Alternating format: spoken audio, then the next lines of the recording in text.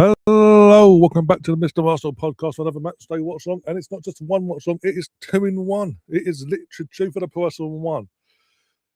Arsenal versus Leicester City in the WSL. One of our girls is rearranged fixtures because of our participation in the Club World Cup back in February now. This is obviously, as I say, the rearranged one. So here we are playing this game at the Emirates. Because of a certain other fixture being played on the same night, a very low attended fixture. Again, as I say, for the fans that cover both teams, you got to pick between the two. Sadly, some are going to stay at home and watch both, or pick the men's team because of the capacity of the game. Anyway, girls are coming out on my screen. Apologies for being late, by the way. Being absolutely manic my end. But yeah, double watch long. Yes, double watch long. And starting off the girls, we've got a full half of the girls. And then this time in an hour's time, we do the second half, but with the first half in Madrid as well. What could go wrong? What could go wrong? But before the teams actually kick off, excuse me, here's the team news. First, we do the girls because the men's has just come out as well, but we'll do the girls first, obviously. Then Dosmere in goal, Fox, Cordena, Hines, McCabe. Excuse me. And Stina Heimberg, how you pronounce the first name. Kim Little, Palova, Frida Marnham as a midfield. Actually, no. I assume Heimberg must be a winger then. But yeah, Little, Palova, Marnham as a midfield 3. Then Smith, Stepback, Stinnis, and I'm assuming that's say Heimberg as the winger. Here we go. Just look at the Sky Sports graphic. Obviously, we all expected rotation ahead of the big game on Saturday against Lyon in Lyon. Yeah, they've got Smida Heimberg on the wings today. That'd be interesting. I mean, when she has done the old crossing the ball from a fullback point of view, it's looked brilliant. Can't complain there. And obviously, the players that have been dropped, the Ruben Moyes, Williamson, Kildente, Ford, Russo, are all on the bench just in case. But with the idea of hopefully giving a full night off. Hopefully. And I will say this, as always said, we saw the teams about an hour ago. If this team can't get past Leicester with ease, sell them all. If you know, you know. Oh dear. But yeah. So you got that. I'll go over the men's team quickly before kick-off as well in Madrid. What are you doing? Puppy, come on. I've just seen the team himself. I've literally, before it went, as I was going live, team news came out. So if you bear with. Just for kick-off, I'll run through this quickly. Raya, White, Saliba, Gabriel, Hikapié, then Ryan Zubi, Odegaard, midfield 3. Noni Mendueke on the right, Martinelli on the left, and Yoko's up top with Kepa, Setford, Mosquera, Saka, Jesus, Eze. I would have started Eze, but hey ho. What do I know? I'd rather play Eze in the fucking left-hand side of Martinelli, but hey ho. Norgard, Trossard, Calafiori back in the matchday squad, Lewis Skelly, Max Dowman, and Salmon as well.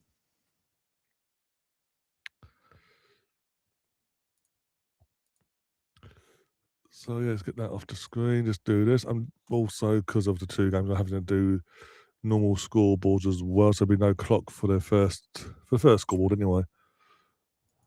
So I've got to type it in now, so bear with me one sec. But give me your score predictions, by the way, for this game and the men's game as well. Give me score predictions in, give me your thoughts on the teams respectively as well.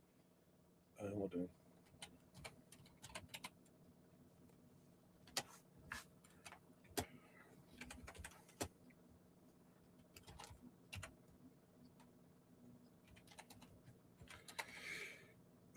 By the way, just to add a bit of context as well going into this game, Leicester City are bottom of the WSL as well and on the verge of relegation. So it's literally any time now as we kick off and we're underway.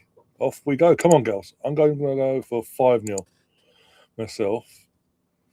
Let me just sort the fonts out. We're underway though. Watching it live as well.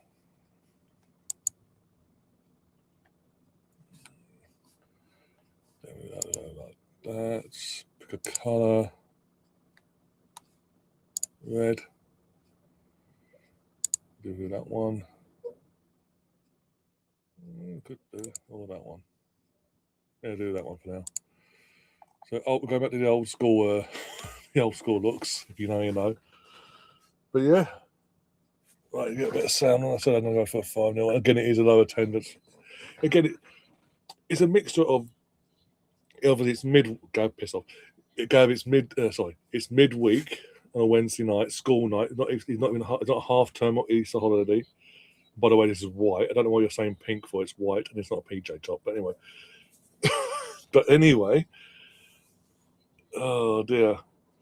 So you've got a mix of. It's not half term. It's not an Easter holiday or anything like that. It's a Wednesday night. So most of the young fans that would want to go to this game can't because obviously school, college, work, whatever. Because it's again London as well. Couldn't get the game. Couldn't get to the rearranged game fixture in terms of rearrangement of the fixture.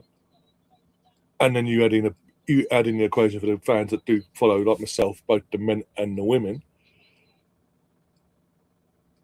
If they go to this, they're going to miss the other one. So it's like they've picked they've done what I've done. So it's at home. I say what I've done. Well, I'm going to cover. I'm going to watch both games simultaneously as it happens, as they both play at the same. Later on. Or they just pick it, or you'll just get the ones that just focus on the men tonight. Sadly, it's annoying because again, for me, this fixture itself, being this is the one that was in place the weekend when we played the World Cup, and we knew from last May by winning. Hey, yay! By winning the Champions League, Gav. You'll post it with yourself, okay? That we'd be in this World Cup thing come February. We knew that. No matter where it was going to be hosted, we knew we were in this tournament. So when the fixtures came out, me and Catherine have spoke about this before, and Laura as well. When the fixtures came out, they saw that date. Why did they leave it until literally until the weekend itself of the week building up to the weekend? That back in February, you go, oh yeah. So postponement, and we've got to rearrange it. Well, they could have. As soon as Sixers came out, it would have gone, okay. But that weekend, when they played Arsenal playing Leicester at the Emirates, or Arsenal the home team, offside, but okay. Let's rearrange the fixture now in the first half of the season. So there's no pile up or stress come. Oi, I'll not say it again. There will not be no pile up come now to the end of the season, just in case the other games have to be rearranged for whatever reason.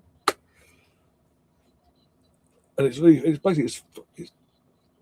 even then, with the fact that again this game was only rearranged recently in terms of the new date was put in place in the last couple of weeks.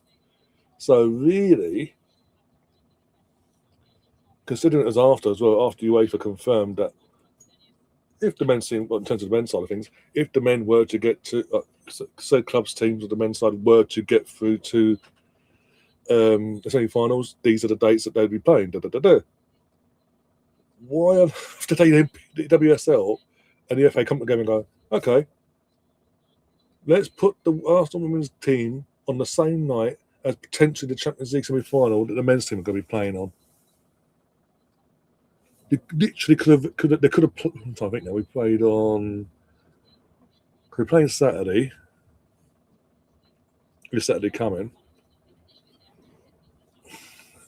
I don't know. Either way, they could have rearranged it early on in the season, but they decided to be a pain in the arse about it.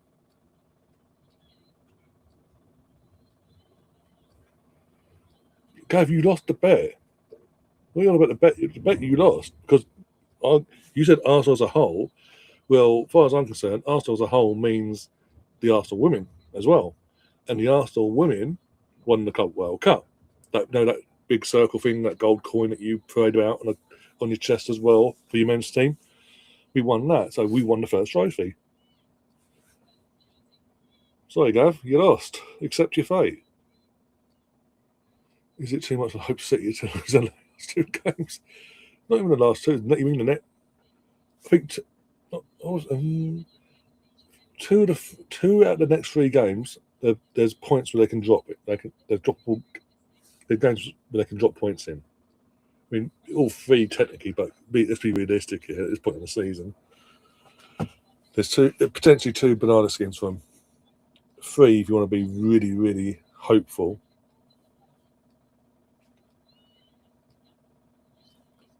No, Gav, come on. I don't get Catherine involved in this later on.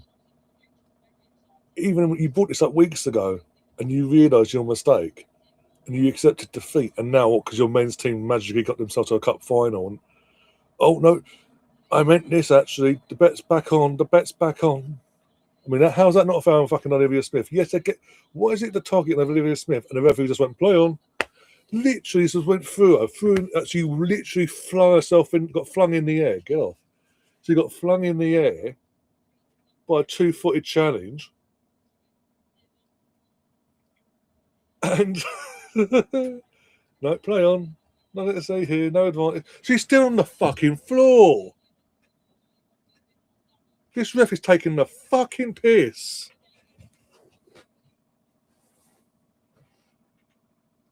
You ain't gonna win it. Let's be honest, Gav. All jokes aside, do you honestly believe you're going to beat Man City in the FA Cup final? I know they're inconsistent, but for fuck's sake. And I know they lost to Palace last year, pretty big that up. But come on. At least with Palace last year, the whole club as a whole at Palace was on the same wavelength. Catherine's obviously time difference wise, obviously, as you know, is working midweek work. She did say she'll try and get on at some point, but it will be late, but potentially later on in the stream.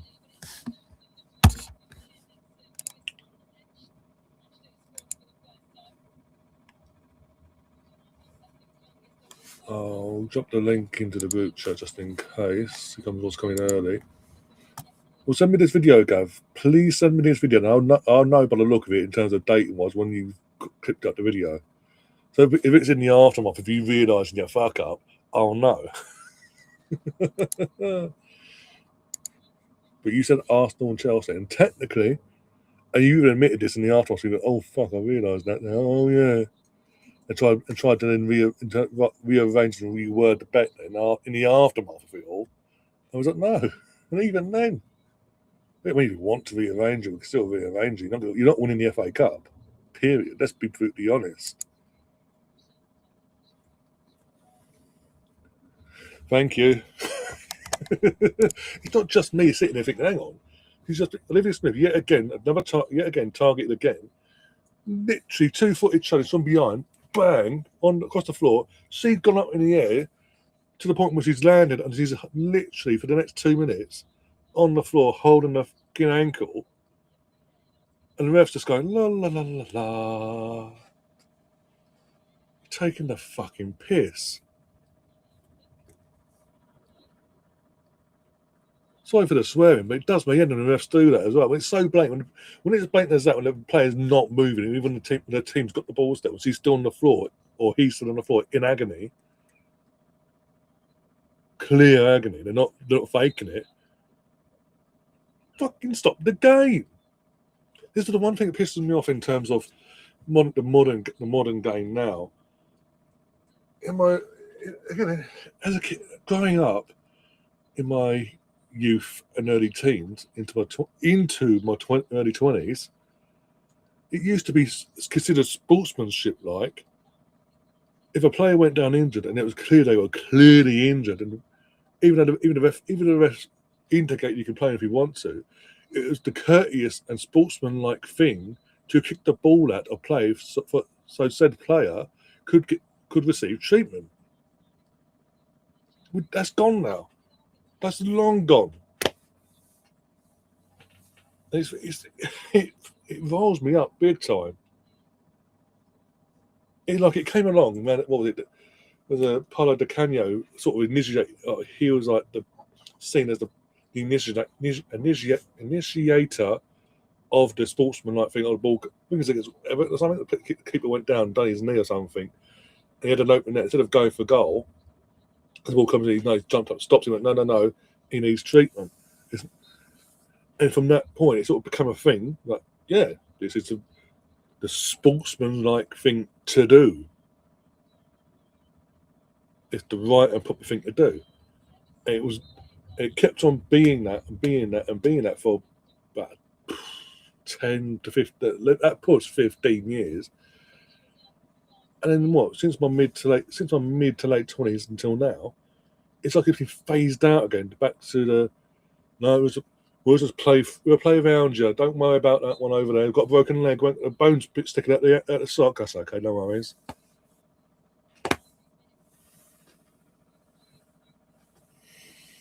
I'll let you off. Now I spoke sense into you and made you see the light. Like, hang on, you do realise you're playing Man City. You do realise you're playing Man City. You've gone, oh yeah, okay, you win, Ryan. Oh, hi, Fox, get it? Of course, Spock's playing for Leicester nowadays. Of course, he is. That never was quite. Yeah, Spock. But again, if you remember back in the day at BX, when Andrew used to come on here for the podcast and the Watchalongs and all that. Whenever Arsenal played Tottenham, North London derby, Neville, obviously was going to play for Tottenham, was a regular starter, and Andrew pretty much nicknamed Neville Spock. If you know, you know. Ball in, that's not getting the contact. Again, I've got to say, in the first 12.5 minutes of playing so far, audible as you'd expect. We are actually creating some chances here. It's just the final ball getting to the striker or the final moment hasn't clicked yet. The Leicester just got themselves out of jail by the skin of their teeth, so to speak. Katie, do the smart thing. Well done, Katie.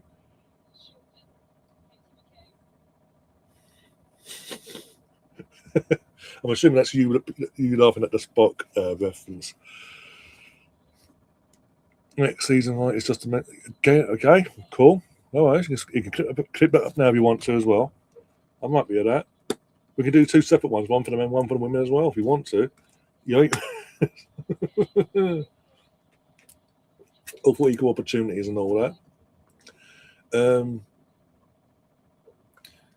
You ain't going to fuck all next season. I mean, your women's team are going to start the rebuild as of now. Millie Bright's announced her retirement today, as of immediate effect. So she's not even. It was an issue with that at the end of the season, and then the club statement is that as of now, like right now, she's nothing to do with us now. Piss off, sort of thing. So you've got her retirement. You've got Sam Kerr being outed, rightly so, in terms of being moved on in the summer. You got other old guard players of the old guard getting moved on or whatever, or moving on as we speak. So there's a rebuild there with a manager that's going to be. I think Sonia's going to be exposed with the rebuild. Sonia's going to get exposed massively in the WS or just in general next season with Chelsea.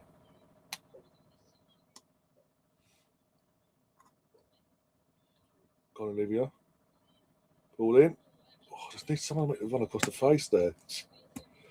Then the men's team. I mean, there's not going to get you started on the men's team. Jesus, we don't even know who the manager's going to be, let alone what kids are going to be bringing in the summer. Spock meets the Beatles. Oh dear. Evening Zooming, by the way. How you doing? Looking forward to the game in 45 minutes. The men's one as well. Not bad this actually. Mixed fruits.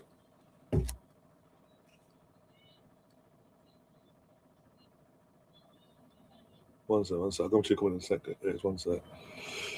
Also seem to be linked with some real quality in the off season. Yeah, men and women, the men's team and the women's team. Yeah, massive. I mean, men's team is known in terms of the likes of Julian Alvarez.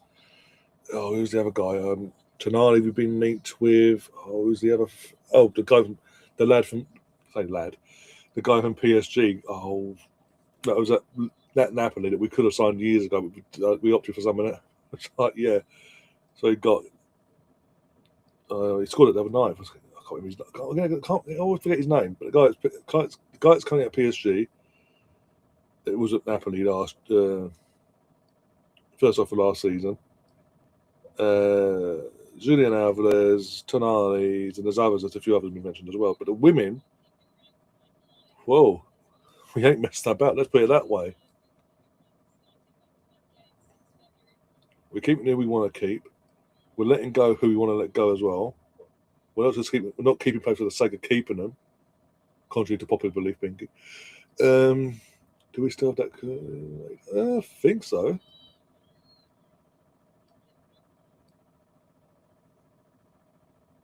We are going for either Conte or Conte is not going to go back to Chelsea. And Ariola still screams project manager, and they're hoping he's going to be a yes man, doesn't rock the boat. And he'll be sort of like, yeah, I'm so happy to have this opportunity initially, like Enzo was. And I think after a while, he will want then, because part of the reason why he's even born was because literally I've done so well. The second we start doing going in the right direction, you're then going, all right, Semenyo, bye-bye, you, bye-bye, you, bye-bye, you. And then they're not replacing them in terms of with the money, it's just holding the money back, and I'm having to work on fucking scraps. So this is Chelsea's as some sort of project or upgrade, so to speak. I mean, don't get me wrong, Ariola would do well to an extent, but he's not the night. This is I said it in the chat to the football channel's live chat earlier. Because your new ownership wants to be so vastly different to Roman and what he did and how he approached things. They've gone where he was like best of the best in terms of managers, the best of the best in terms of players, like right here, like ready and ready to go players now, ready made, ready to go. So they've gone complete opposite and gone project manager, project players, build as a one for the future, build as together for one for the future sort of thing. Go on, Stina. Well done. Yeah, I don't see Conte going back to Chelsea, to be honest. And even then, he wouldn't have lost 5 minutes. It'd be literally, if Conte went back, it'd be literally Enzo all over again. Initial honeymoon period, and then as soon as he realises, oh, what the hell's going on here, he'll kick off, he'll be sacked, and you're back to square one again.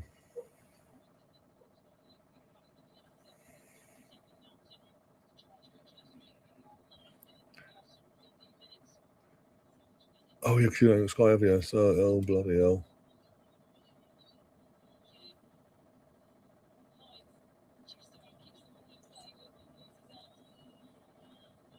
Go on, Katie. Put it back.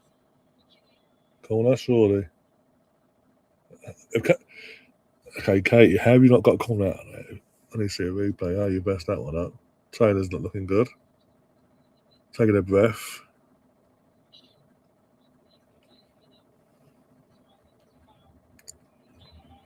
All we done, basically, the players are sent on the foot by accident. Yeah. What a game it was yesterday night. PSG, right? It was amazing. I expected it. We all expected it, to be honest. I thought when it got to the final, we knew it was going to be that semi-final. We all knew neutrals and all that. We all knew that was going to be a humdinger of a two-legged semi-final. But bloody hell, yeah! It does show offensively they're both on it offensively, but they can be got at. Defensively, they are both flawed. But amazing attacks. I don't take away from their attackers either. Not one of my Chinese food took longer than expected. Fair enough. Fair play.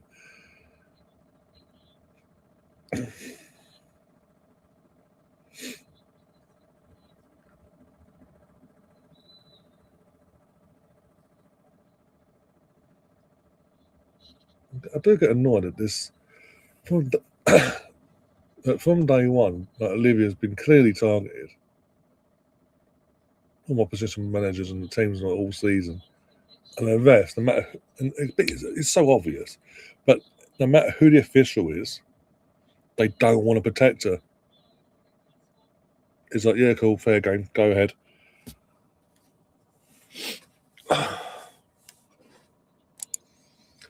Also, what about Marino being as first choice? It's a hopeful short-term fix that will appease the fans because of his last stint there when he obviously won. He broke the duck, so to speak, when he left in terms of winning La Liga, and he put the foundations in place to get them competing again in Europe. But it's a disaster waiting to happen. In the short term, it's going to cause more problems off the pitch than it will actually fix. Because his ego's going to clash it there. It's an ego-run club, basically. You've got the president who's got an ego. You've got to have Mourinho, super duper ego. We all know Mourinho's got his ego. And you've got all these so-called Galacticos. Because they're playing for Madrid, the egos of a fucking arsehole, basically, 10 times. And it's gonna cause, as I say, it won't fix anything in the long run. Oh, there you go, Gav. Mr. Tom, to be fair, Tommy did pop in on Sunday at full time and we're looking for you, but you was nowhere to be seen. I was just saying congratulations to yourself and obviously, yeah, hello, Tom. Sorry. Hope you've had a good week so far.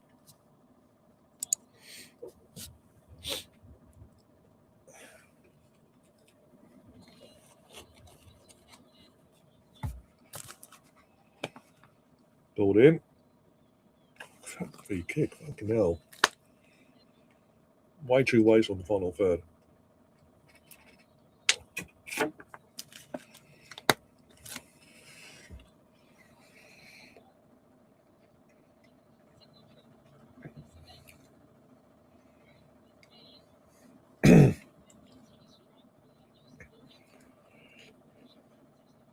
way too waste on this final third, by the way.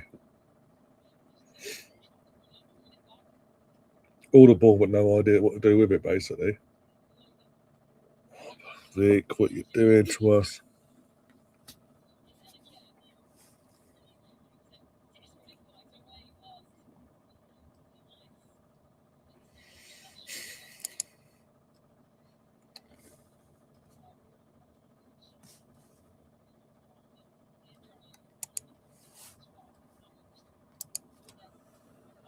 Oh, yeah, keep forgetting the scoreboard. Again, pain in the arse having to do fucking 2 games in one as of 8 o'clock. So I'll have to set the fucking other scoreboard up soon. Oh, just again, why are we saying waste? Why trying to force it? I'm not sure we're playing Leicester at home. We don't have to force it. Yes! Look, Frida. It's Frida Monaghan, Lord's favourite player in the whole wide world. Come on. 1-0 to the Arsenal. First shot on target. It's 1-0. Up till now, it has been wasteful FC from us, but we got the goal. Eventually, someone's actually decided to get their head on the fucking ball in the penalty box, and it's actually gone in. Who would have thought? Come on!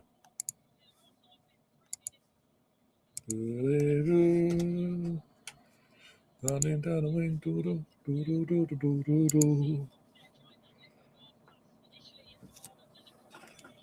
What do you think will be more crazy? Conte going back to Chelsea or Mourinho to Real? More so because it's more so. I lean towards Mourinho more because how he hated the Spanish media, and also the media hated him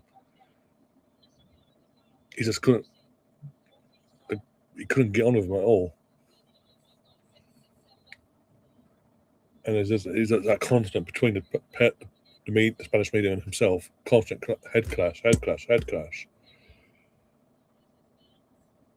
Well, let's be honest, he's only going back to stroke his ego to prove he still be the best of the best, but also the pay packet.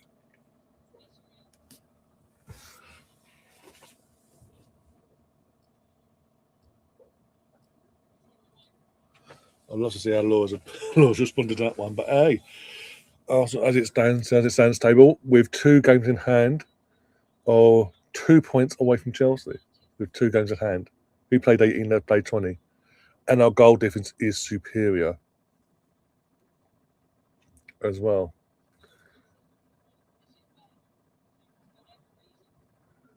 That's what I'm saying. He's got the ego. His ego will, as far as he's concerned, outweigh the player's ego.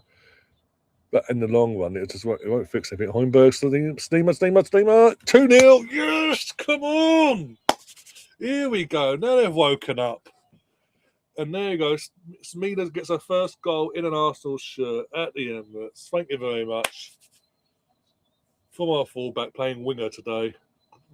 Brilliantly well taken. And 2-0 Arsenal. Get in there. Oh, it's setting up perfectly now. Please, men's team, please don't let us down at half in Madrid, please. I'm in a good mood. I'm in a really good mood at the moment.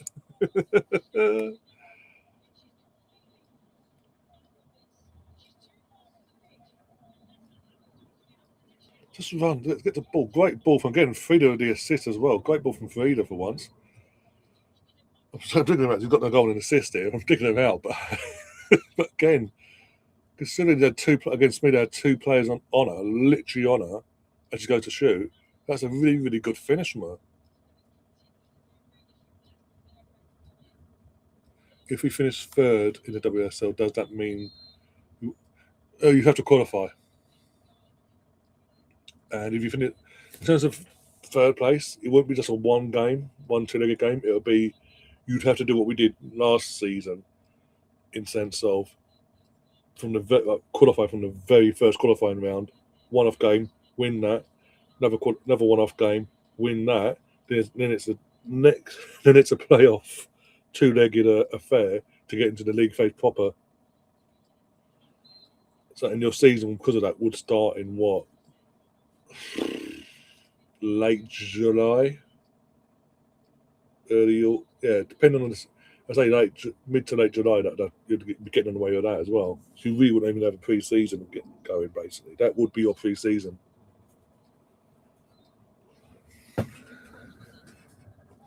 Can you smell what the Arsenal cooking? I know the rocking all. I probably butchered it. I apologise, but still, can you smell the cooking? It's only fourth. WSL top 3. Top 3. First has always been guaranteed. I think there's rumours. I think Catherine mentioned it. But I think there's rumours that this year Saka's going to become a guaranteed spot, but first spot will have to qualify. But full spot, you don't get Europe at all in any capacity.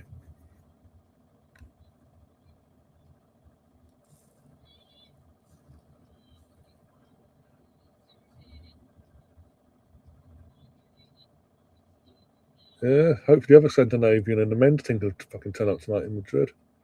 Being he's the captain and all,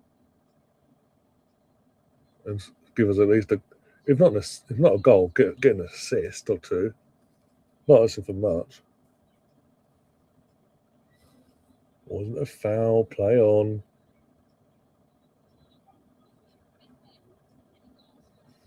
Pass. Oh.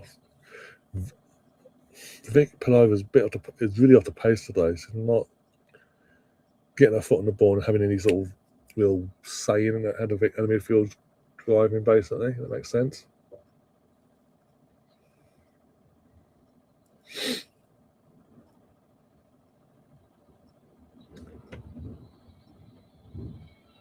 Go on, Fox. Go on, Fox. Go on. Oh my God, Fox almost scored a screamer. Oh my God, almost a top bins from Emily Fox. Oh, I genuinely thought it was in for a second. Even it was hitting the crossbar, I thought it was going to drop in. That would have been one hell of a goal. Go on, Kim, pass it. Oh. Thanks, Ref. Wifey will be happy. Oh dear.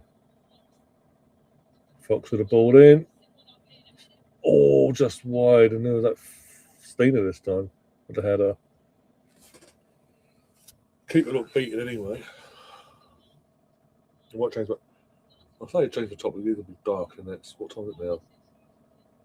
In the next half hour, so we'll be getting dark. So I don't know. How is it the ball? As I watching the replay, the ball it's going like that, but it's going up. But at the same time, it's weird. The ball was spinning from after it left the boot to hit the crossbar.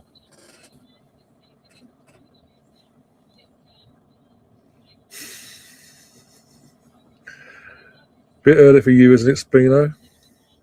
Literally.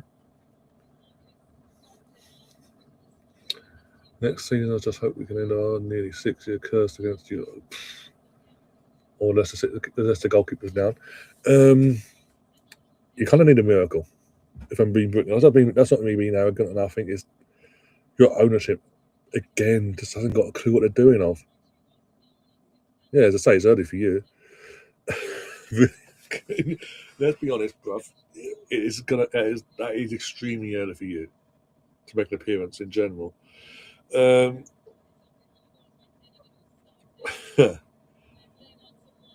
going back to your Chelsea ownership, they ain't got a fucking clue what they're doing of. I'm not even an Arsenal fan, and I know they're going to fuck up the new manager.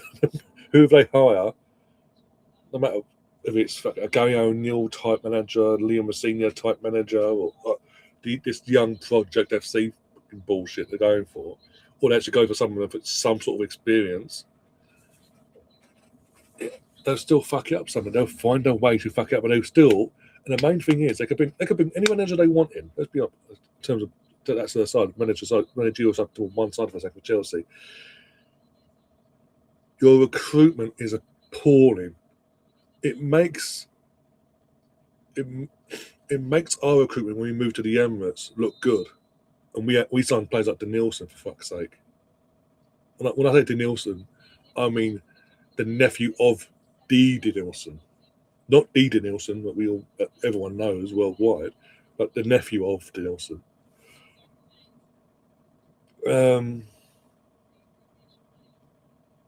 Alex Song, who had one great season and fucked off to Barcelona. It was fucking Scalacci for crying out loud.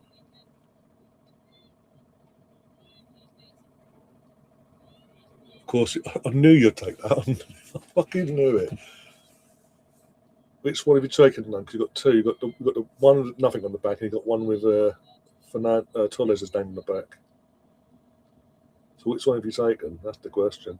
I knew you as soon as I knew you'd take that anyway.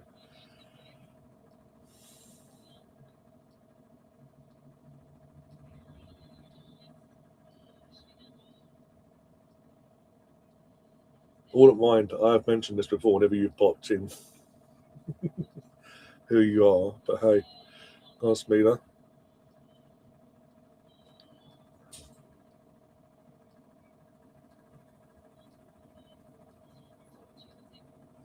Of course you do, Gav, because you need something to poke at Arsenal to distract them away from Chelsea's disastrous season.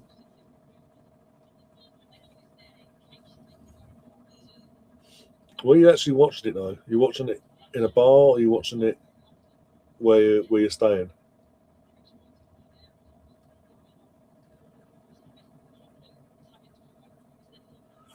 How much charge is on my phone?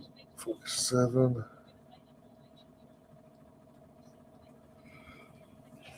I haven't seen that. Genuinely, actually. You know what? Let me have a look. See if I can find. I've not actually seen your team. I've seen my team lined up. I've seen your team lined up. At There you go. Madrid. Oh, All Black's back in goal. Okay.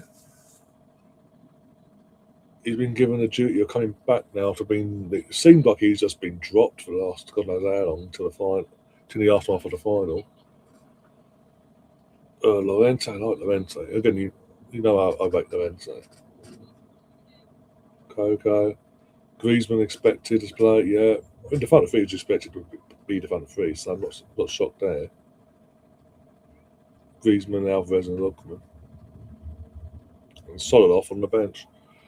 One sec, ball in from the girls. Oh, up in the air still. Kick makes the hash of it. And we get another corner anyway. Cool. Dear. Not a bad thing. I mean, again, it's beatable. With all due respect. Even looking at your bench, like we've just got again, with all due respect, the lads have got to just stop. Don't, I know it's away, but don't fucking get carried away and think, oh, we'll do this, we'll do that. Go out there, get the job done. Do whatever you need to do. Take a result back to the Emirates. Put the tie firmly in our hands for next week, and I'll be happy. Honestly, I'll take a narrow win, a 1-goal margin win. I'll take it because even a 1-goal margin would be 1-0, 2-1, 3-2, whatever. That then means you have to come. Atletico would have to come to us at the Emirates and do the very, very thing of scoring 2 or more goals against us, and win by 2 clear goals.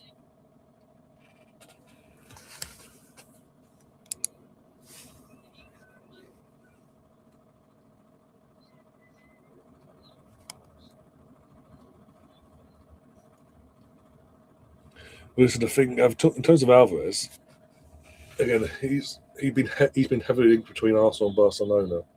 Heavily linked. Heavy linked. And then was it apparently Simeone in the press conference yesterday and pretty much basically confirmed apparently that Arsenal are interested in Alvarez, which I think was very brave or stupid, depending on how this tie goes. But very brave or stupid thing to come out and say.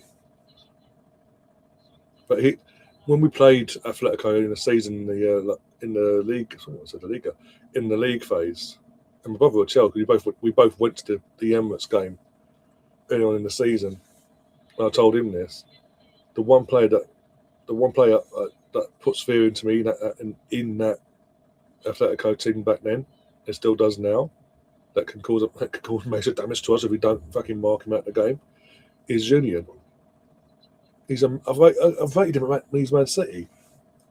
He is more of a pet player than Haaland, in my opinion. But Pep and Man City are what they are. Pick the franchise player over what actually fits and suits Pep's playing style, and it is what it is. They've lost actually a really great player. It means that obviously if it's a chance, and then now there's a chance of us signing him. If we do actually sign him in summer, I'm fucking ecstatic.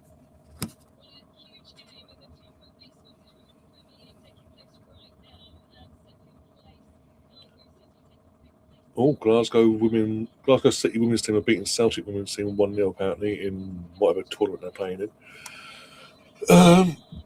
But no, you're talking about El Black as well. I mean, again, you have to pay the big bucks in terms of wages, and not just fee but wages. And you wouldn't, with all due respect, and this is where again comes back to your ownership. Last year, your man I can't remember his fucking name now, the AC Milan goalkeeper, he literally twerked his ass off for a move to Premier League to Chelsea, and you wouldn't for an extra £5 million. What was initially was it a £10 million initially agreed, but obviously they said actually can we actually make it 15 for an extra £5 million. You went no, thank you. And that was for some, again, with all due respect, someone in terms of wages on a lot less, in terms of what demand of sort of the high wages that an All Black's going to demand. 3-0. Stina Blackstenius, nice little header. Thank you very much. Game over. Now I can relax and watch the men. We're coming for you, Gav. We're coming for you. We got 2 games in hand. We're coming for you. Stina.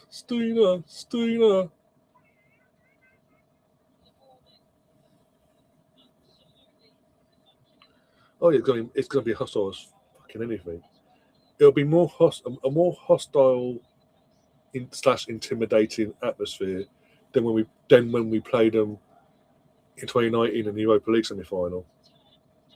It's going to be, but again, this is again the top of the season, the occasion and all that, where these players need to earn their money and show their bottle, so to speak.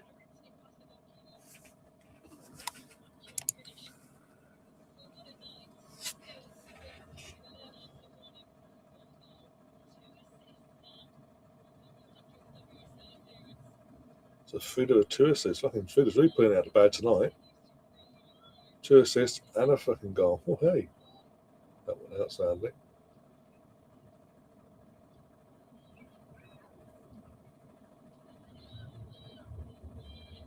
But she's used. Why? I don't get why Arsenal's extended a contract, guys. I really don't get it.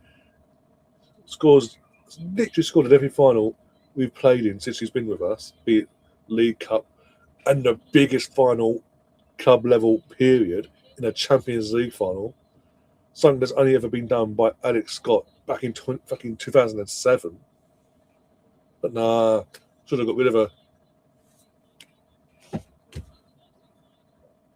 I mean, her replacement's got an ACL injury and won't be back until what? October, November, a push, and even then it's going to have to be a gradual ease back in situation throughout the 3 or 4 month period because of potential setbacks and all that. But no. We don't need Stina to cover our asses until for the next couple of years, whilst we get her replacement back to where she needs to be and fully recovered from said ACL and avoided any repercussions of a flare up in her knee and all that. No. Fucking idiots some people are.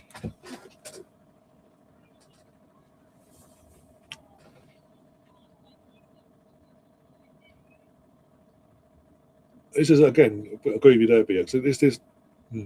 This is the ideal game for the girls in terms of the caliber of opponent at home. It's a game where you do what we're doing now in terms of get the 1, get the 2, get the 3, get the 4, get the 5, get your confidence so fucking high going into what's going to be a game. Even though we're winning 2-1 after the first leg, it's still a very intense game, so to speak, hostile atmosphere. Because the Leon fans will turn up. Let's not be disrespectful there. They will turn up still, like they did last year. Like our fans will, up in the gods. We've just got, again, know where we are and do what we got to do. Oh, I was like, that is it, Catherine? Oh, okay, cool. Oh, okay, Catherine. I can't make it for the first. I won't make it to around the second half, potentially the women's second half onwards. I'll let you know. Fast forward. Actually, I'm on the superior channel, apparently. Okay, cool. I remember that, Catherine. I remember that. I remember that later. The men are playing on their own.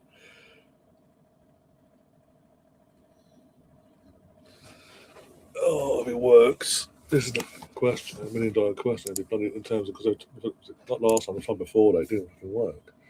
Not my channel. It went to someone else's fucking channel somehow. 7 minutes injury time. I mean, there's a couple of stops here and there, but nothing major. Okay, got 7 minutes of injury time. Great. Plenty of time for a fourth then, before half time. And we've got enough stoppage. So saying that, we have got another stoppage now. We'll have a Leicester player. Is that Ank? It looks like the knee. Yeah, knee. It's touching the knee, saying that's the problem there. Yeah, let's get to this.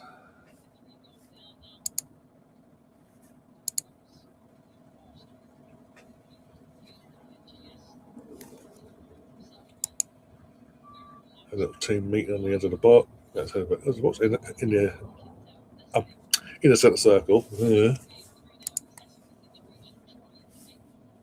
What is going on?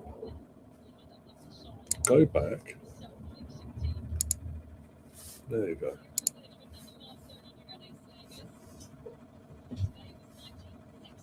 Right, close that off. Do that completely. Open that.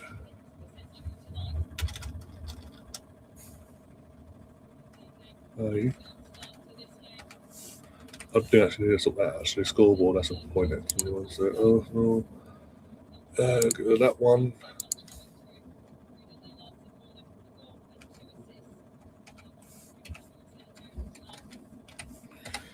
So sweet.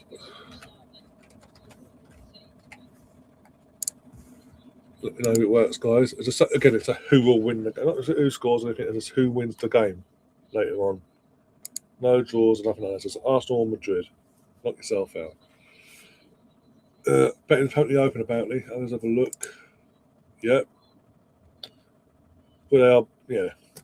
They have found themselves at the bottom of the table and on the verge of relegation, Gav. So yeah. Got anything? Oh, yeah, man.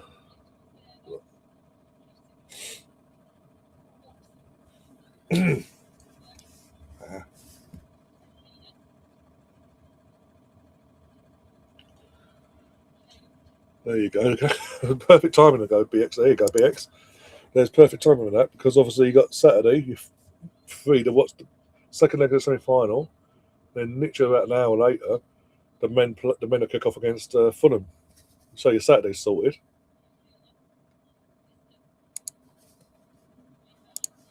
Oh, let's get this one back up. Go on, Smith, put it back.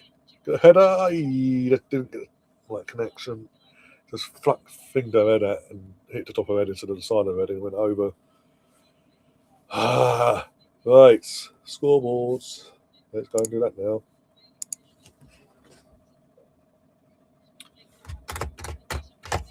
There we go. Mine went blank for a second there.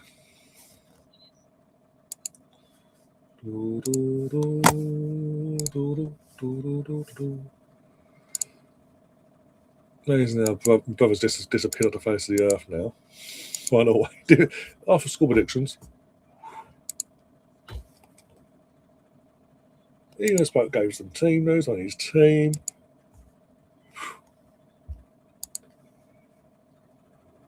But hey ho, it is what it is. Right.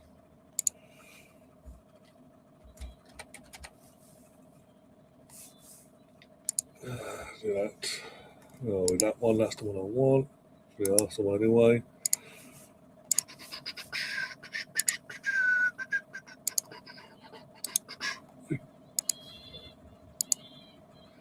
I've got the Atletico. So I'm looking for that.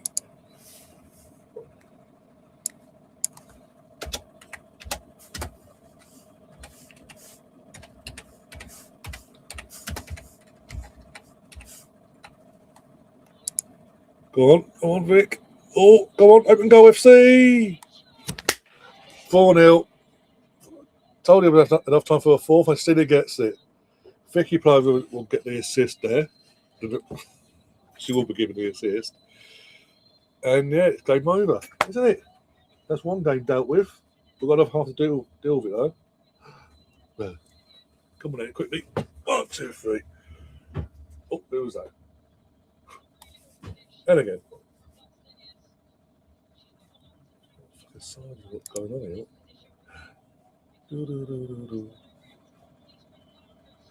That's the badge, isn't it? All of that will work. Be too small. What do I do?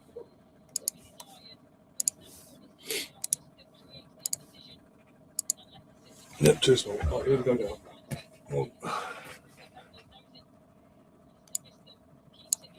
Because kick off in a minute is 10 minutes away, so literally that's why I'm distracted now by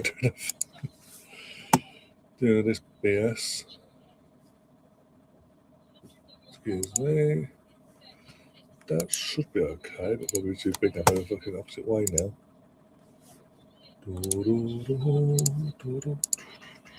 And that's work. Let's have a look. Yeah, that's okay. I like that. We just need to go a bit more that way. A little bit that way, yeah.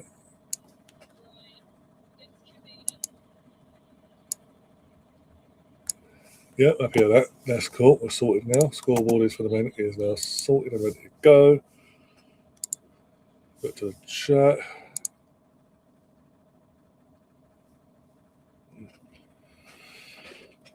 Here we go. Let's have a look.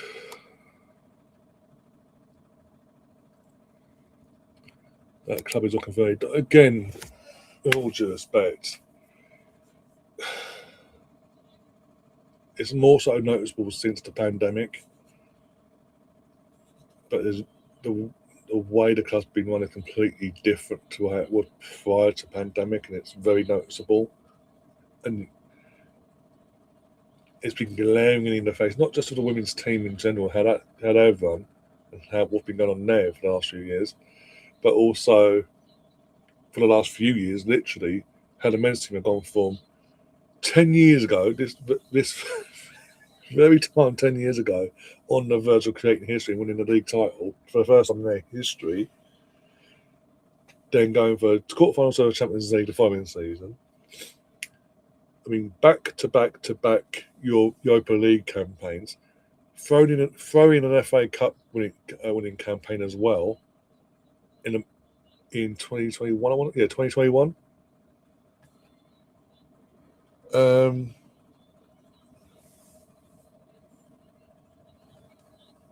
the space of what? After that FA Cup win, I'm trying to think now. What? 18 months later, from 18 months on from that, 2 seasons on. It's 2 seasons on from that. They got relegated. Came back up first time of asking. The manager fucked up to Chelsea. They hired. Who did they hire? That's a point. I can't remember who they hired now to replace him. Who the hell did Leicester hire? Can't be. Oh, I can't remember his name. But either way, they hired who that was. That didn't work out. Then thought, you know what, Ruud van Nistelrooy, he did well for 3 games at Man United. That'll make sense. Brought him in, didn't back him in any capacity in the winter window. They got relegated again. He backed off. The manager they then brought in lasted a while. He walked, and then this guy took over. They got got a 6-point deduction, and that was from that point. It was like from that because they were around the mid-table at the time, flirting, going towards that way. But the second they got that 6-point deduction dropped into the actual proper battle properly, the players just gave up. Half time whistle just goes at the Emirates. Arsenal 4, Leicester City 0.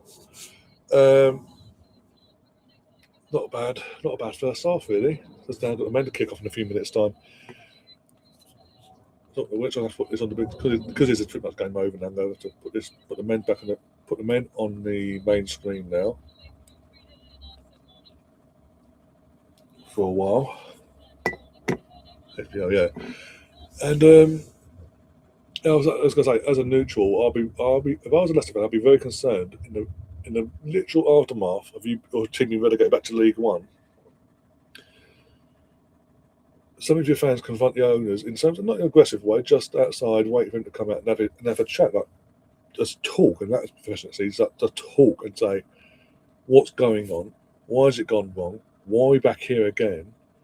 And are you going to be, as much as you've done great, you and your family have done great stuff for us, cleaning late father, are you going to stick around? And if so, if you are going to stick around, are you going to continue investing into the club and the community the way you have done? and the response from the owner would concern me in terms of the wording. It's the wording that would get me in terms of. Cause again, I get it because he's just seen the club he owns being relegated to the third tier of English football. I get the demeanour, but it's just like hunched over, like I'll try my best, basically. Sort of, what will be will be.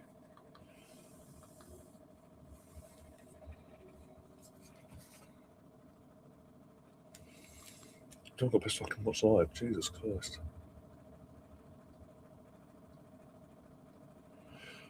I think not. I mean, not really, because on the aftermath of in the initial aftermath.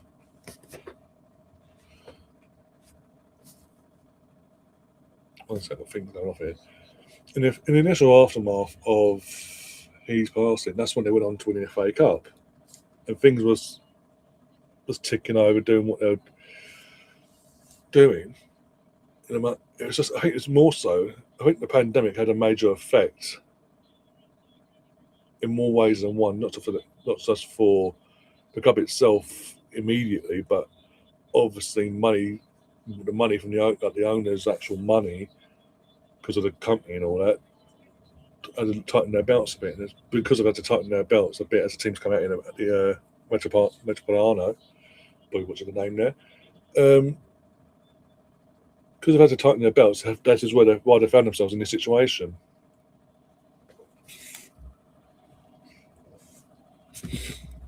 It's a shame, really, because I think of what was achieved when they came back after over a decade, was it just over a decade at the Prem? What they'd achieved as a club and all that was brilliant. Oh, here we go. All the tissues been thrown on the pitch. All the amount of loo roll has been literally going to be either on the pitch or in the stands.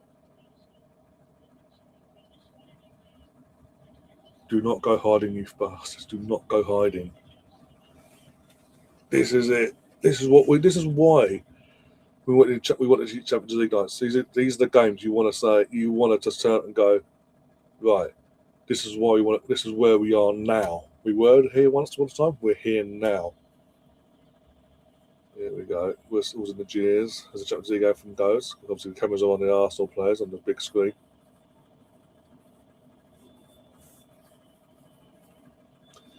Arsenal misfit, how you doing? Your heart says 2-1 Arsenal, but your brain says 1-0 Atletico. It's going to be very close and very intense compared to yesterday's game. This will be very close and intense. As a defensive unit, if we can lock off the front three of Atletico, we're fine. Mainly being Julian Alvarez. But this is not going to be another. This is not going to be a repeat of early in the season, guys. Just to make it perfectly clear, this will not be a repeat of early in the season. We won at the end. It's 4-0. Sorry. This is either a draw this leg, or one goal win for either side going into the second leg. It's that sort of game.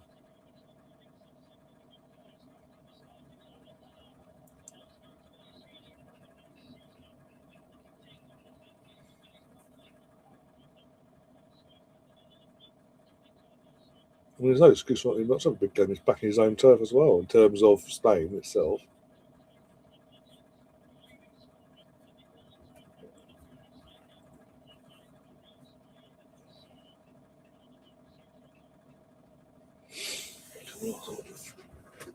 Zooming like, nah, we got this. Just take whatever happens in this game. Take the result. Take a result back to the Emirates where the tie is in our hands in any capacity. Take it back to the Emirates. So let's get the scoreboard going. 1 sec for the man. Let's do this. Let's do a bit of that. Let's go and fly over there. Make sure we're ready.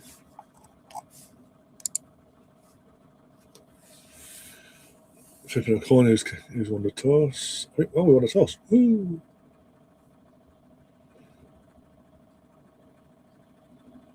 We're swapping ends, the looks of it. Going by Raya's reaction, like, yeah, right. My main concern, I know Tim was not available, and obviously Ben Watchley's back up, but form-wise, I don't know. I'm hoping he has an amazing game today, because yeah, that would mean they're in the clear. By the way, neither when both teams, no player has got a yellow card on their thing now, because the semi-finals, all the yellow cards they would have had built up to this point have been wiped clear. So it's a clean slate for both teams, both sets of players. So only way a player is suspended now for the next week is if they get a red card in any capacity tonight. And obviously, from next week's point of view, if their player gets booked tonight and then booked next week, they are then suspended for the final. That's the only way them scenarios happen.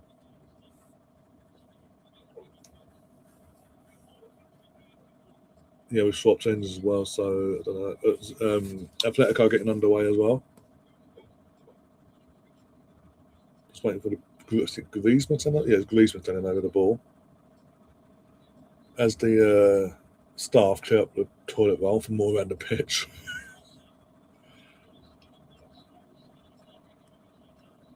Signalling in, wait for the ref, and we are off.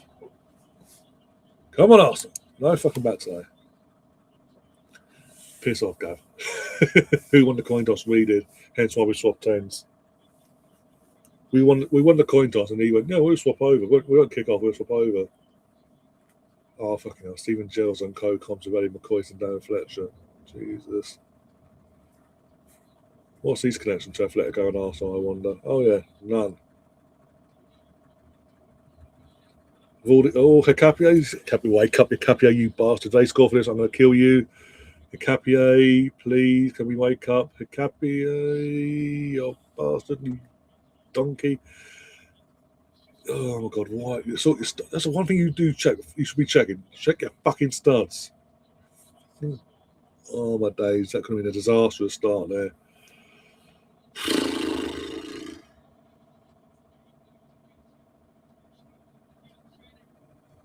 I was about to lose my. If that had gone in, I would have lost my fucking mind of Hicapia there.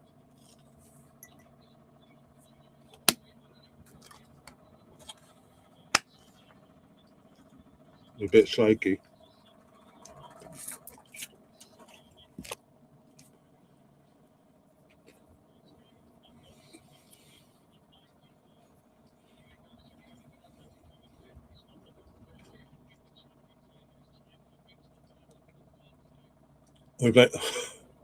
Hang on. How was it Yorkers had to play on his back? He got thrown to the floor, and the ref goes, Atletico free kick. They're trying to take the piss.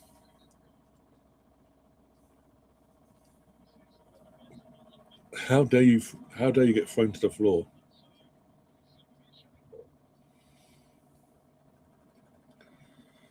We look a bit. I'll be honest, we do look a bit nervous here. His first couple of minutes.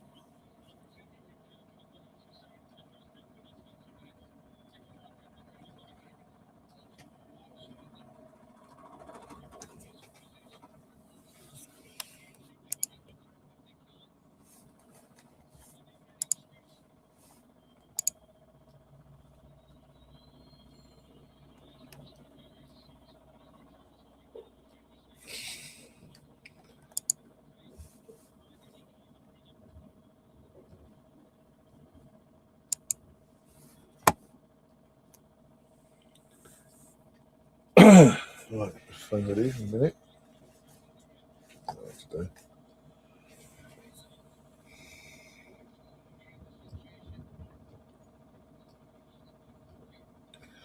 Come on. Oh, fuck. Can we wake up? For God's sake.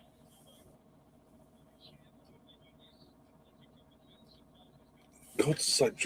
First, the Capio slipping over his fucking studs. The basic passing from Gabriel to Capio doesn't even get to Capio. He goes out for fucking throwing, and they're taking the piss.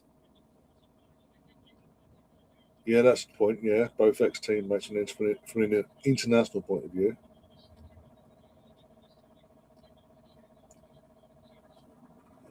Days.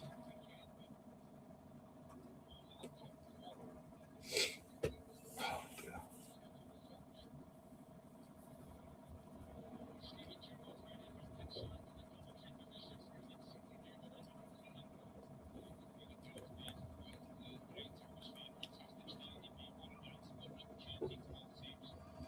Thanks, Ben. Got a phone now. You've gone. I'm going to go long up there. Even as one Arsenal player had about 12,000 Atletico players, effectively. He's one of his own, but hey, there you go. Oh, well, I gave it away. Close the fucker down. Fucking hell, Capie, man.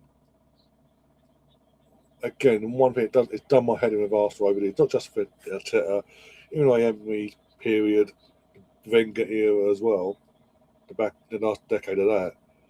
The amount of times from the defensive point of view, we just go, we'll give you, don't worry, guys, we'll give you 10, 15 yards to do whatever you want with the ball. Play around us if you want. Have a shot. Cross the ball into a dangerous area and cause them chaos potentially. No matter what, I mean, when it's us on the ball, no matter who we play, they're on you. Bang, bang, in your face. Get the ball back. Push, press, press, press, press.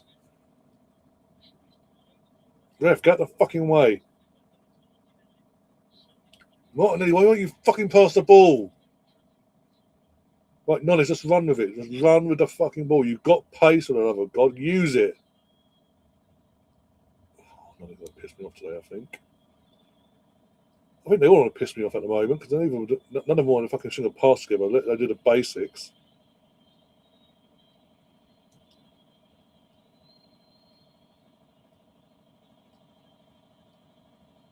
You have to do. I mean, you have to do something. Otherwise, Chelsea could legally just go. There's your contract. Tear it up.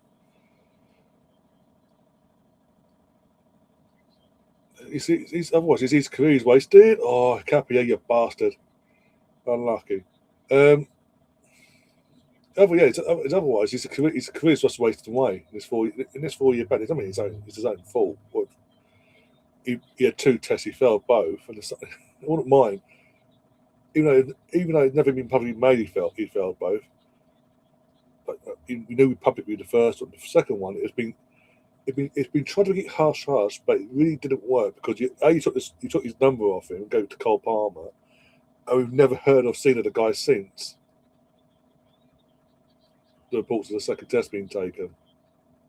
I wonder what could have happened. So the fact he failed too is like you ain't got a leg to stand on, my friend. I mean, he can appeal it to get to the court, support an arbitration, but he ain't got a leg to stand on, as far as I'm concerned. But that's his 4 years. That's 4 years of his career wasted. So I mean, what he could have been, as well, with all due respect, the potential he had, the ceiling he had, and look what's happened.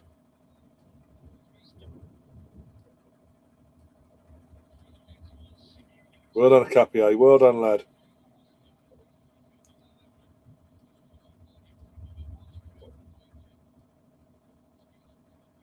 There's just standing there waiting for something to happen. Well, waiting for something to happen in terms of from a defending point of view. It's a joke.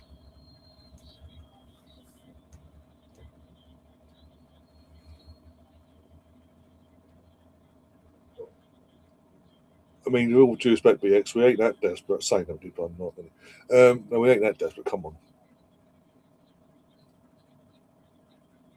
The chaos that would come, no matter how the season ends, in terms of this competition in the league, no matter how it ends, with or without Arteta, if after all this talked about fucking Julian Alvarez, then fall apart, and we ended up with someone like fucking Nicholas Jackson. Oh my god. Arsenal's lives will not be worth fucking living. Trust me on that one.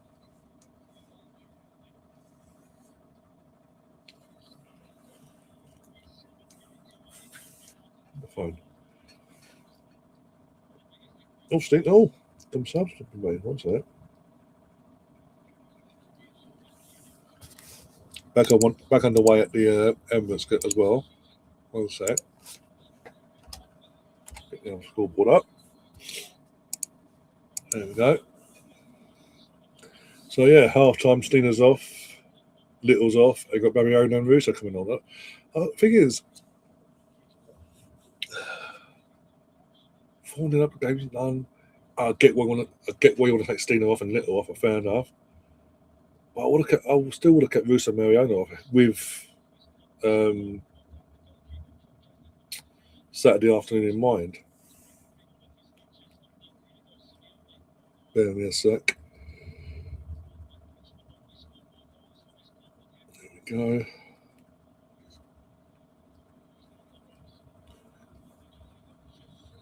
So now I've got the girls game on my phone as well.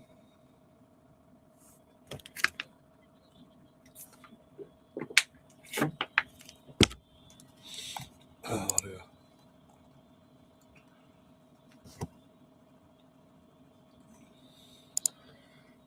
There you go. There you go, guys. That covers everyone's Newcastle after Nicholas Jackson instead. Again, that's where I think now Newcastle fucking taking Chelsea's off. Fucking, what they linked to him last year as well before he went to Bayern. So I'm trying to fucking organise this desk now. I have to find out.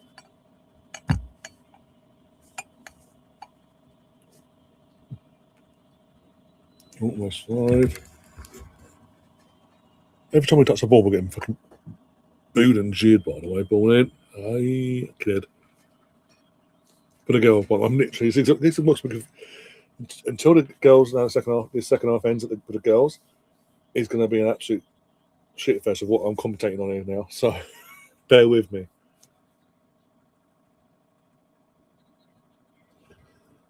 Yeah, Atletico won't defend. They'll go for it, guys. A bank of 1, 2, 3, 4, 5. 1, 2, 3, and a bank of 2, all behind the ball. They won't sit back and defend. Just headlocking Yoko's on the headlock. That's okay, ref.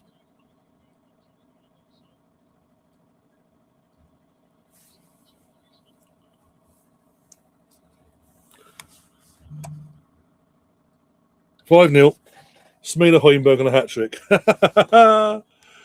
Oh dear, there's something cheering me up at the moment, keeping me spirits up. 5-0 to the Arsenal.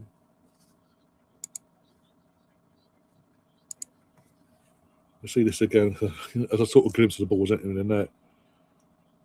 Ball in, got somewhat cleared. Hines at the ball to Smith. Ball in, far post. Thank you very much. Yeah, great goal. Really good goal actually.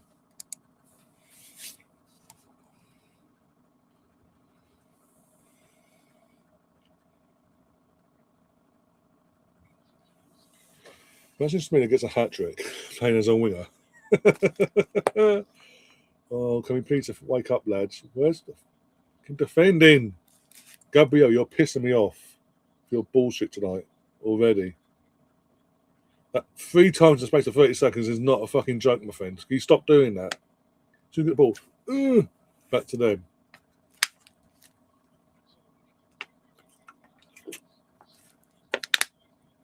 Yeah, no matter what, Gav. No matter who your manager comes in, who that is, Liam Bennett cannot be at your club next season. That is a joke. I told you this last year. No. Great English talent. Came from Man City's academy, guys. If Man United wanted him, all these clubs wanted him. Yeah. What did all these clubs have a common interest in? Bayern Chelsea have been in the Champions League. Man United were in the Champions League? No. Tottenham? No. Anyone else? No. There's a reason why he picked you. Buying the money, the big reason he picked you, because you offered Champions League football. Fucking hell. And you fell for it.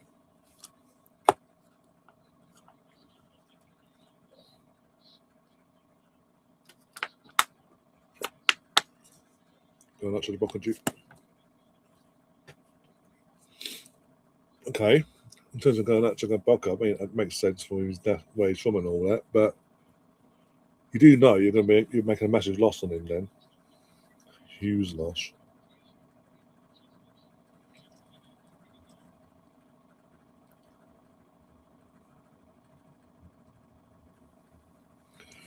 Oh no, is that Taylor Howens?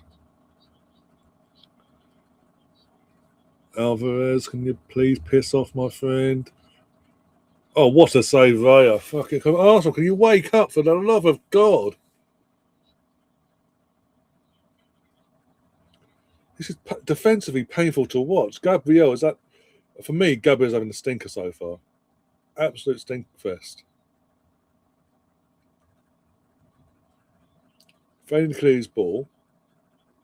Can't make a basic pass to his teammates on numerous occasions so far.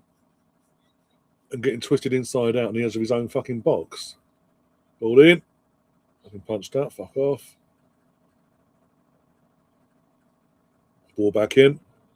Get rid of it. Well done, Gabriel. You actually did your job for once tonight so far. Martinelli, if you can win the ball, that'd be fantastic. Your question, if you can draw a foul at the very least, or go. In the box, ball in. There's no one there. Odegaard. Oh, Odegaard, you bastard. Fuck me. Get out. Yorkers actually does brilliantly there. Does all the hard work. Puts it on a plate for your Odegaard, and Odegaard makes a fucking meal of it. Then has to shot. The time he has to shot, he's fucking blocked.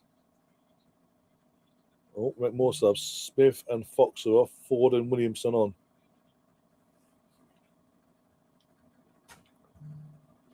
People there tweeting, why are you taking so fucking long?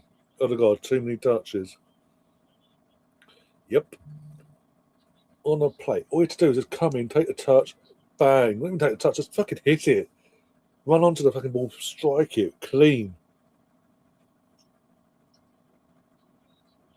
I'm not saying it would have gone in, but at the very least, a test in the goalkeeper. He said he'd take the touch and go, oh, I don't know what to do from here. What do I do? By the time you realise, oh, have a shot, he gets blocked, you numpty.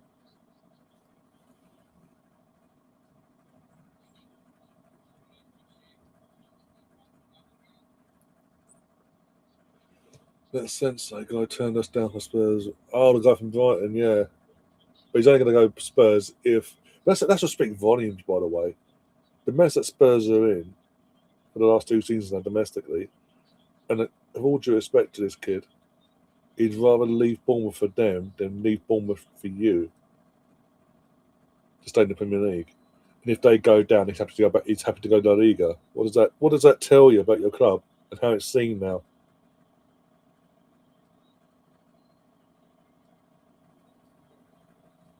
Not even a ball in. Capier. Oh, I just looped it. It's just a loop. Except I've had to drop, and it's just easily caught by Oblak in the end.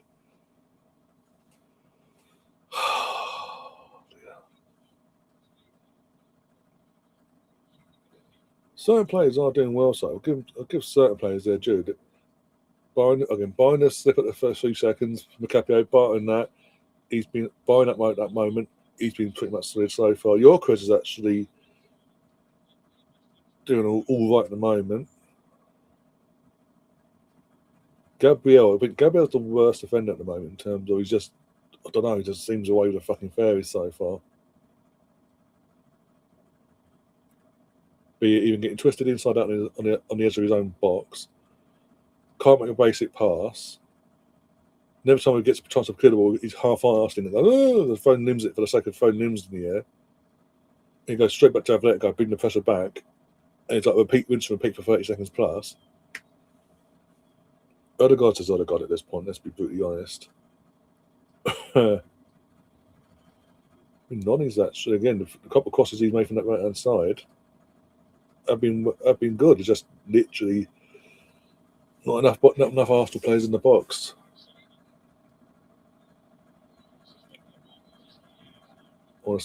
I'd want to. I mean, the flag went up quickly there. Oh, it's a 6-0. There you go, 6-0. Who scored that? Just look down, it's 6-0. They scored. Well, hey. Fantastic. Mariona, Super Mariona.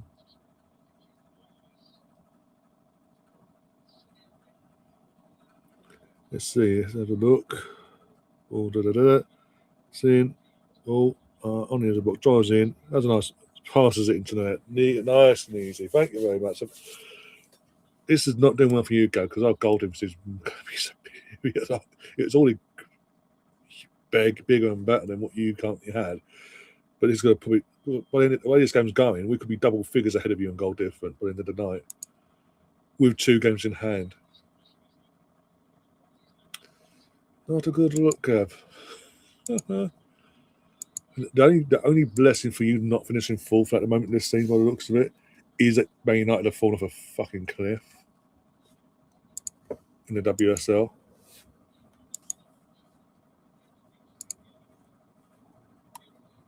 You could do us a favour once instead of someone like Timber. No. You had your time where you were taking our Ashley Coles and Cesc Fabregas, even though it was via Barca and that one. But you've had your time where you're taking some of our best players off of us and all that. Or you know what? Them days are well and truly over. If we could stop taking your scraps, that'd be fantastic.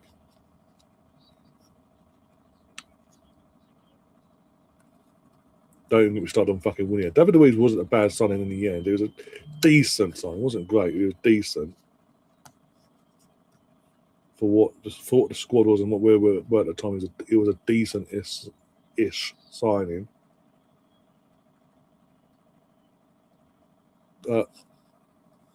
Willian, don't get me fucking started on that twat. Brilliant debut. Hat-trick of assists on his debut against Fulham for Arsenal. Nothing rest of the season in all comps until we play Sheffield United, and even then, fucking hell.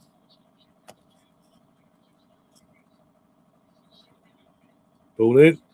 Oh, Noddy, go for the head. Just to show your body on a line. Actually try and head the ball.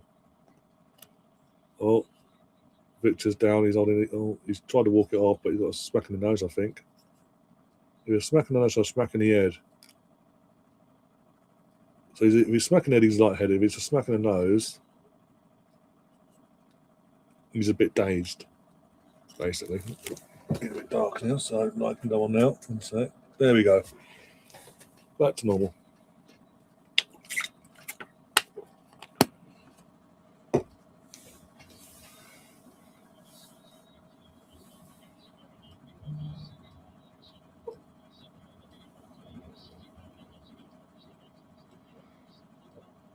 How's Leo been booked? Fucking hell. You've only been on pitch 5 fucking minutes, effectively.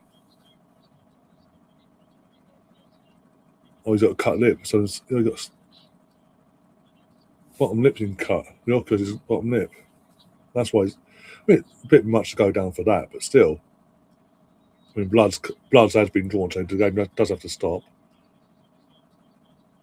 Coming for Ego, focus on your team in your derby tomorrow in the Europa League against Villa.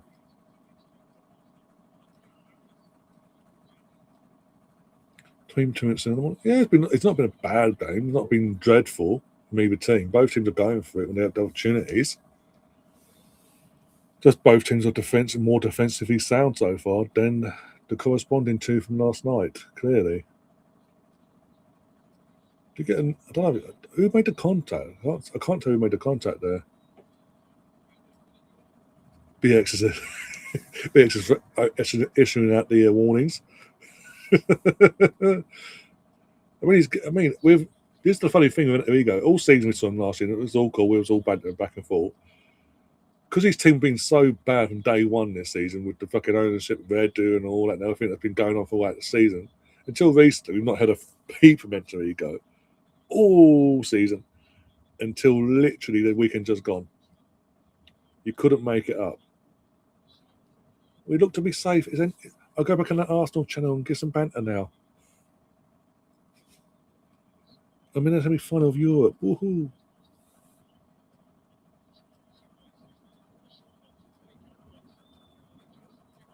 That was a crap corner, but okay, ref. I mean Nonny, sorry. Don't know what we were appealing for. Didn't see no foul there. Sorry. Don't know why I said fucking. I'm so used to going ref.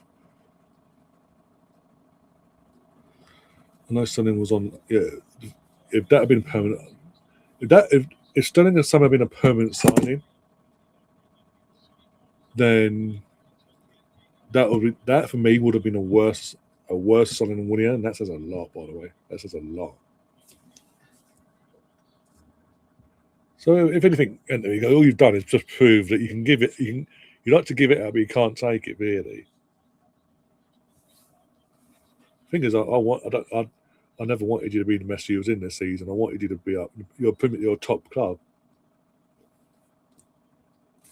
Plus, the benefit of you staying up means that there's more chance of Tottenham going down. But hey.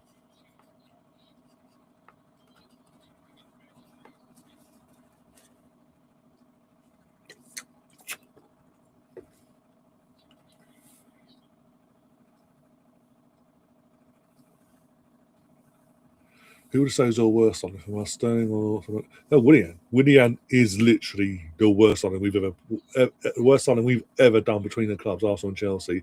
Willian is the worst. To put a point where on my calendar that year for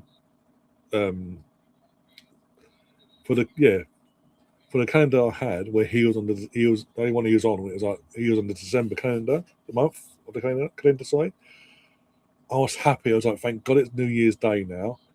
I was live at the time as well because of the pandemic and all that. We're in the lockdown. So we went live. I can't remember why, but we went live. I was like, thank God it's New Year's Day now. I can get that calendar off my fucking wall. So Woodend's no longer on my fucking face. Just there, grinning, nicking and living.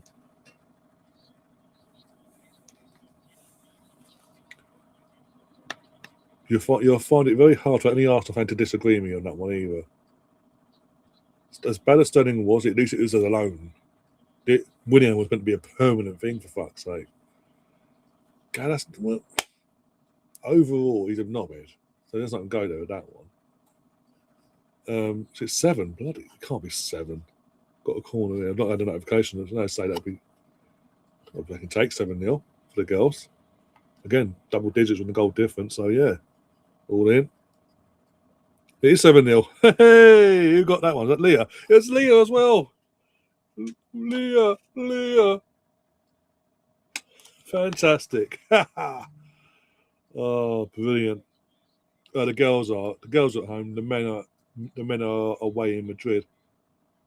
Oh yeah, I've got to switch team badges around at half time. That's a confusion. But yeah, we are in Madrid tonight. Apologies for the mess up there. But yeah, England captain and vice captain and Arsenal's vice captain gets their first goal and God knows that. I think West Ham last season at the Bournemouth. I think the only league game was at Bournemouth last year. But yeah, marks a recent return of a goal. Well, hey, we want 8. We want 8. We want 8. Being honest, though, this is from again the other guys getting a lot of stick and group chats I'm in at the moment. But for me, I would have started Eze over Martinelli personally, because he's with Eze he can go out on the left, do what you got to do there, but also he can drift in as well and add a bit more creativity and a bit more support in the creative role for Odegaard and add a bit more threat in that middle as well. Oh, this is painful to watch. Every time they look to attack, we get fucking 6 and 7s. Saliba with a clearance there. See, Gabriel, that's how you clear a fucking ball. 15, 20 yards up the fucking pitch and then reset. Not fucking up in the air, back and go again. I've got to change the scoreboard, sorry. 1 sec.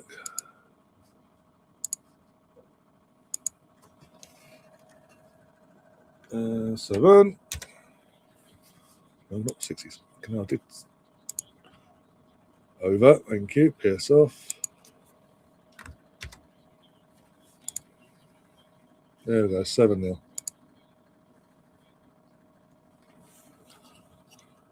Timo Werner, fucking hell, yeah. What? I remember when he was at Leipzig the first time round, and he was heavily linked to going to Liverpool with Jurgen Klopp, and then at the last minute, no one understood at the time why, at the last seconds, that Liverpool sort of pulled out and left Chelsea to it. We then eventually figured out and went, oh yeah, that's why. But then what was even better, after seeing the disaster of how he was at Chelsea, he's obviously gone back to Leipzig, and Tottenham went, oh. And again, he went back to Leipzig, didn't put up trees again, never regained his form at Leipzig. But Tottenham went, you know what, let's go for a loan for the rest of the season for 6 months with an option to buy.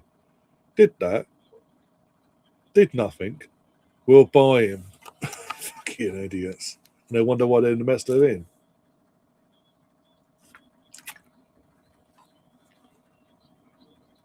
Where's Timo anyway nowadays? Evening, Russ, how you doing?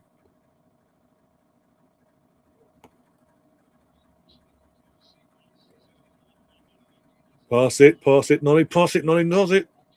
Oh, I thought it was, oh my God, how, oh. You know what I'm saying, pass it. You almost fucking scored. I'll see a replay of that. I need to see a close up to say how far, whatever that was.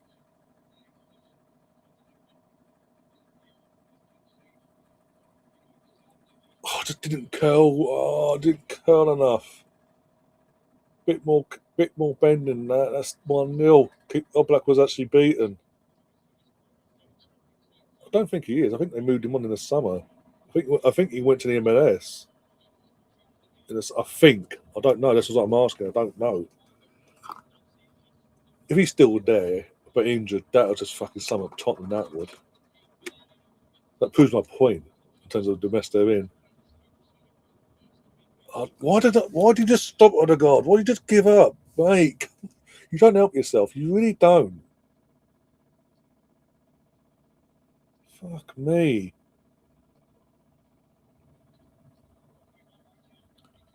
I'll check it after. When the men's game goes to half time, I'll have a look.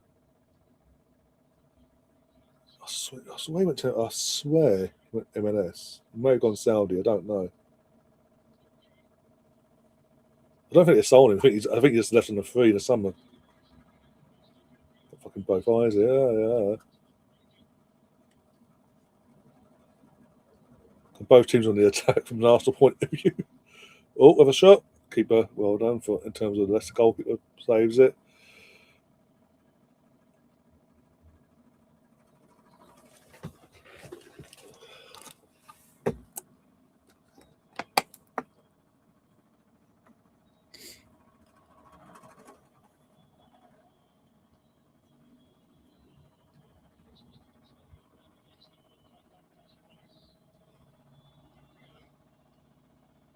The Jaws are doing a double watch.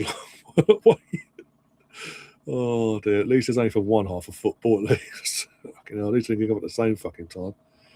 Even fucking worse. Who's had 7 goals so far?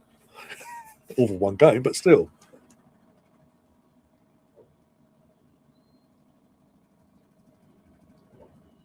Can we do something with the ball instead of going backwards and forwards, for fuck's sake? Oh, don't go all the way back, for God's sake. Forward, guys. Oh my God. And you're behaving like they're putting all the ultimate pressure on your entire team there. From an outfield point of view, they're not. Saliba. Can someone support the fucking bastard, please? Why has he got to do everything his fucking own? I swear, if they score from this, it's their own fault, you dickheads.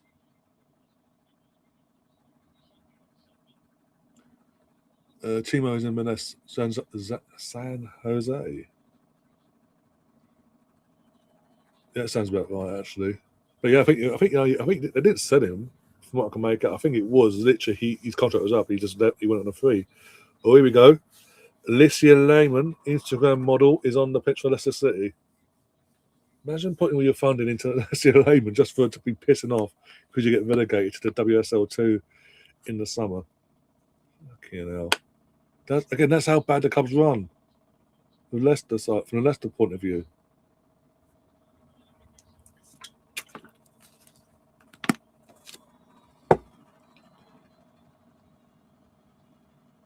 I'll probably get in trouble for calling an Instagram model, but let's be honest. That's what she's pretty much does on her social medias now. It's like, look at me. Oh.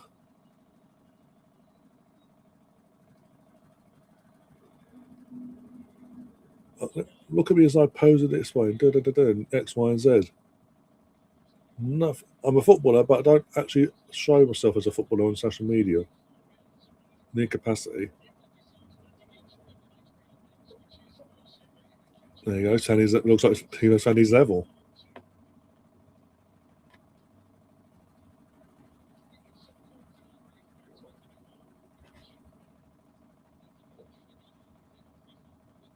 %90 accuracy from passing accuracy from Arsenal, 84% from Atletico.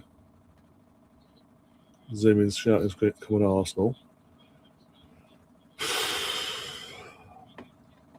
I do need to change that at half time, turn the badges round. I will do that. So do bear with me on that as well.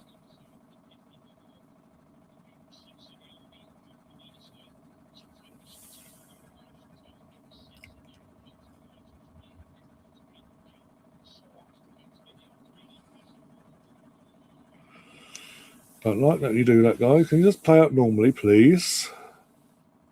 Or just give the ball away in the midfield and ask for more trouble. Defend, for fuck's sake, with a ref. Fucking hell. Oh, there we go. That'll do.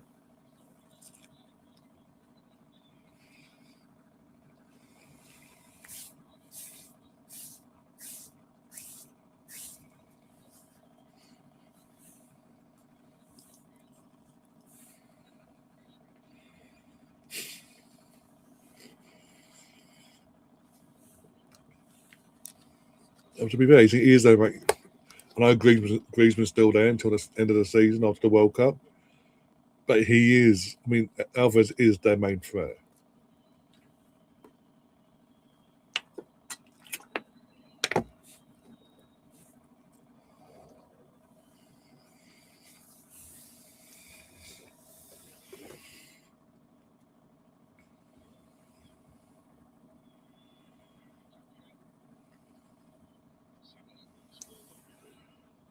Oh, my days.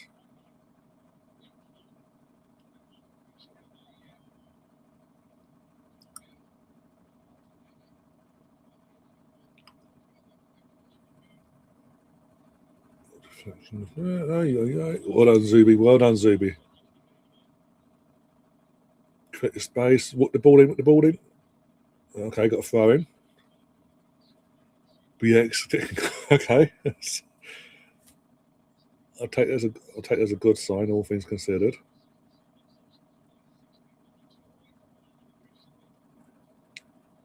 I mean, say that. As soon as you say that, fucking dilly down on the fucking ball.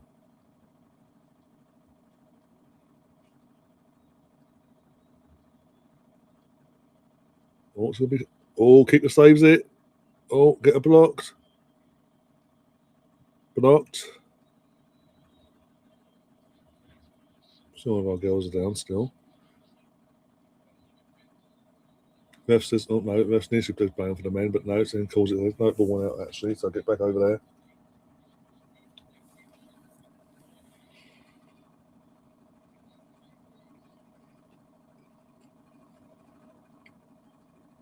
That was way out, bloody hell.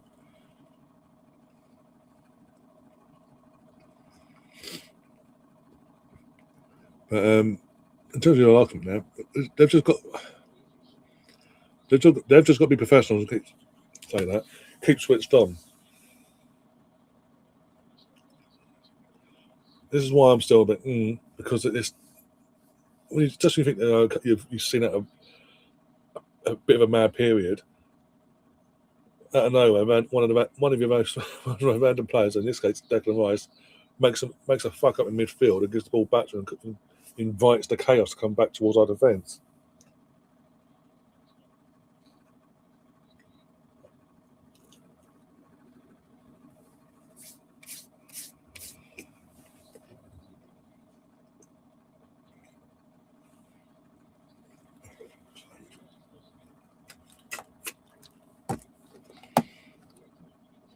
Can we defend, please? Okay, no. I do not feel well. Great, sorry. Go, go, go, go, go. Counter, you bastards. Counter. Oh, my God.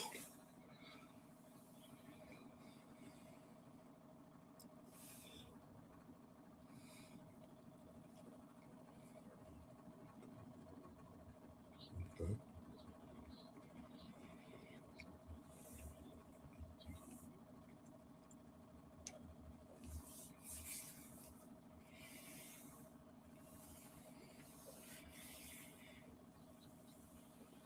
Go on, Martin, go on.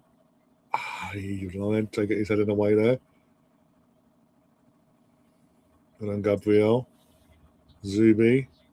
Declan. Capier. Just play it smart. You don't have to force things. You don't try and force something that doesn't need to be forced. Don't get me started on that with fucking Odegaard. Run forward, run forward. The one time he wanted to pass to the fucking Odegaard, when he's in his position, he never does it. When he does pass it to him, he's on the fucking wing behind him. You couldn't make it up. Really couldn't. Go on, Money. Oh, kept it in Lockman. Ben White's having a little battle with him now. They're finding a way out of the trouble there, Atletico. Yep. Oh, no. Martinelli wins it, kind of. But Declan and then Zubi. Yep. Hey, well done, lads.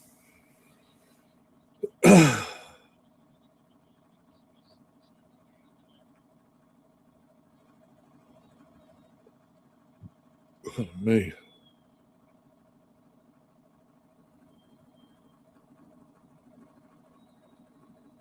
Going into the box.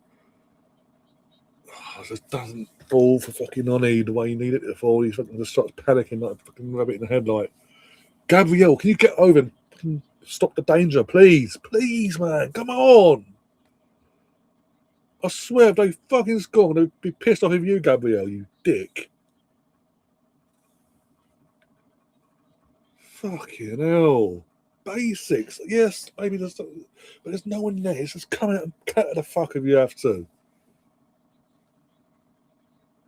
As they say, take one for the team if you have to. That was Paul from Milkers. But take one for the fucking team in them scenarios, at the very fucking least.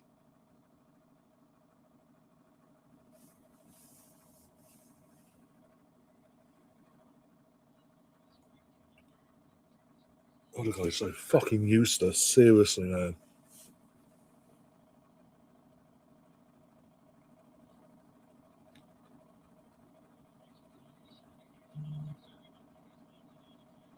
Zubi, Jokeres, Viff! Penalty! Come on! Let's see the replays. But the penalty has been given. Obviously, we VAR checked. And we did see last night when there was 2 penalties given. One of them was disallowed, but reversed and decision-wise. So see the replays. Simeone's not happy. The players aren't happy from that, obviously. Great ball from Zubi. Odegaard. Zubi again, and then boom. I mean, shoves him in the back. I mean, that should be a pen. It should stand. He does have to grab him around the pack and then shove him in the last seconds.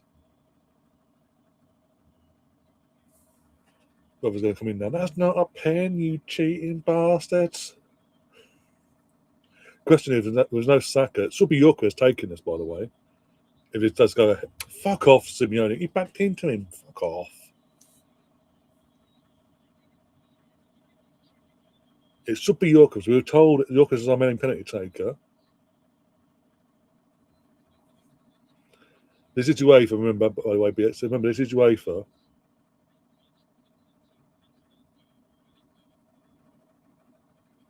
Or was other guy going to take the fucking...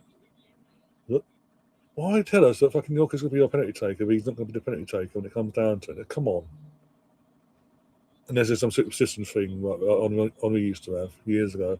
I'm not looking at my phone. I'm not... If you're ahead of me, that's cool. Celebrating. I'm going to turn my chat off, actually. One sec. I'm not looking at my phone briefly. I'm not looking at the... I can look at the screen because I got my chat. My chat's like there. Just to go 1-0 up in the tie. Come on, Victor. Come on, Victor. Come on, Victor, please. Yes! Come on! My striker. 1-0 to the Arsenal. Bring it on. Come on. There we fucking go. Lovely, lovely jubbly. I'll be fair. It's been an even-ish game, but we've deserved the lead as well at the same time. I mean, that's a stupid from the defender. So he puts his arms around him and then just goes, he does that initially, the defender, and then goes, fuck it, and pull back, but then goes shove you in the back and throw you to the floor. Come on! My fucking striker, I mean, oh dear. It wouldn't be a red card. Not a doggo. It's another goal scoring. Almost 8 for the girls. 5 goals in 11 matches for Victor, by the way. But he's absolutely useless, guys. Absolutely useless. He's our top goal scorer, by the way, but he's absolutely useless. Not worth the money.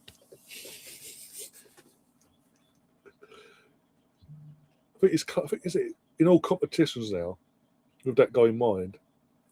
Yeah, you go. I'm about to say that. Just shy of 20 goals in all comps.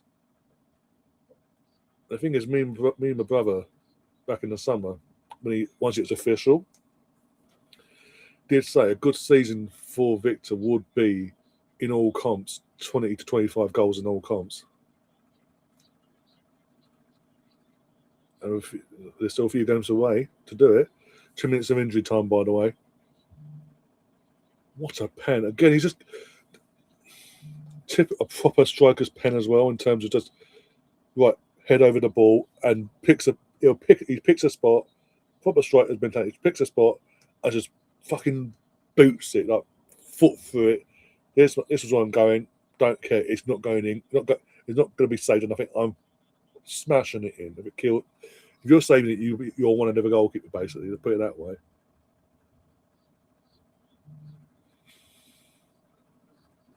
Exactly. That's what I'm saying. A few games left.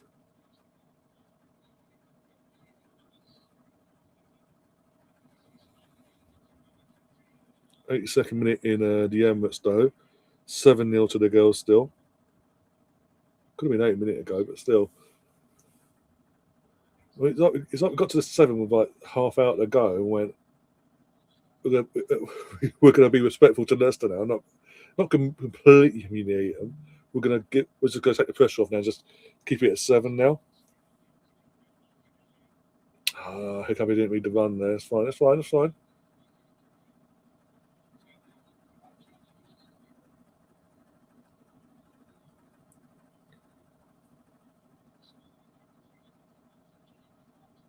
And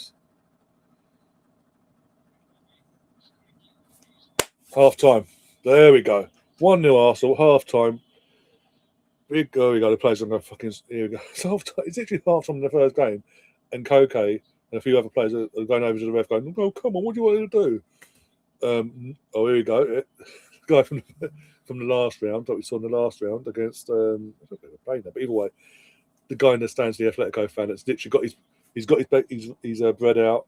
He's got his local meats out and all that. He's making himself some half-time snacks, basically, him and his mates. Oh, right, there's a bit of lightning there in Madrid. Interesting. As they panned outside the stadium from a distance, the lightning. I don't know if that's ominous or not. But yeah, actually, as a whole, again, barring a few hiccups here and there in terms of either like the basic, the occasional poor pass here or there, the lack and clearances, and the very lack of clearances sometimes. I'm not going to name names, but we've mentioned it already. As a whole, it's been a solid performance so far from the team. And like I say, it's been a bit even-ish game. We've attacked, looked threatening. They've attacked, looked threatening. It's just in one moment, their defenders decided to be brain fart moment FC and initially grab Yorkers on their waist, and then as he's realised to put away, put his hands away, he's then gone, instead of going like that, he's gone like that. Like, I'm sorry, that's a pen all day long. If that was the other way around, they'd be screaming the roof off. But the Atletico fan making his sandwich. Yeah, he did this. He was seen doing that in the last round, Tom, as well. Got his, as I say, half time. Like, half time, okay, cool. Bread out. Right, let's get the meats out. Almost like that. And it's amusing in one sense because obviously you don't see that. You never see that in England at a football game. But clearly, obviously, he's clearly a season ticket holder or whatever. But he clearly comes prepared. He ain't paying the prices in the stadium for a fucking drink or snack or from food. He's coming prepared. He's bringing the drink. He's bringing the food from outside. Money saving, really, if you think about it. Another corner for the girls, by the way.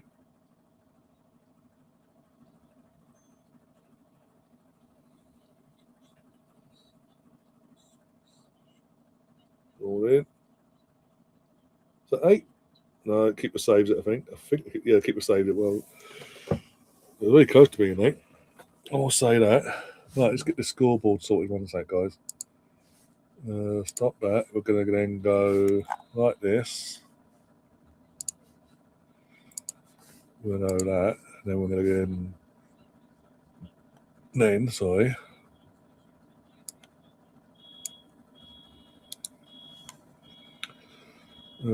Copy. Copy. Where do I put this for the time being? I'll put you down, not there for a sec.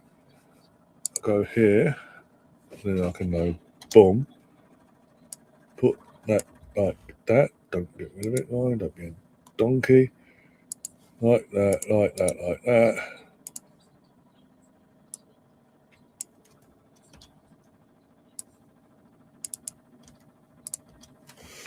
Then we go back over here.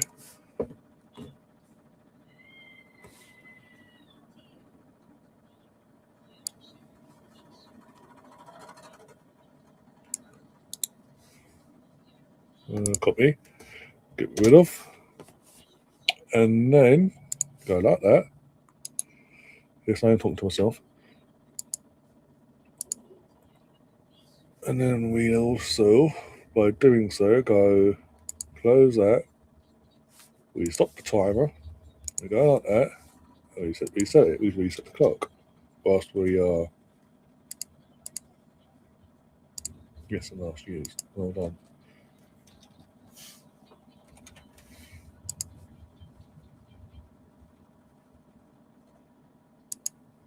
There we go. There we go. There we go. That's really arranged properly the way it should be. Trust you to score when I'm wind up, Jay. Oh, you went over to James room trying to wind him up, did that? Well done. Keep it up. When I wind up, try and wind me up. Wind me up now. Feel free. Keep the momentum. The football gods happy. Give them more reason to make me happy. Oh, the scoreboard back, Gav. Come on, just for you, Gav. Just for you. Oh, look at that. Oh.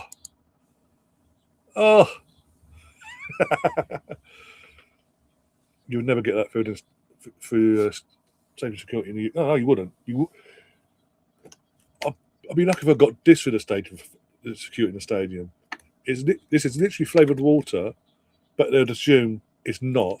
It's something, and you literally, I promise you this, if that was full or half, or you just brought it, whatever, they'd expect you to wait, stay outside, drink the bloody thing, take the bottle.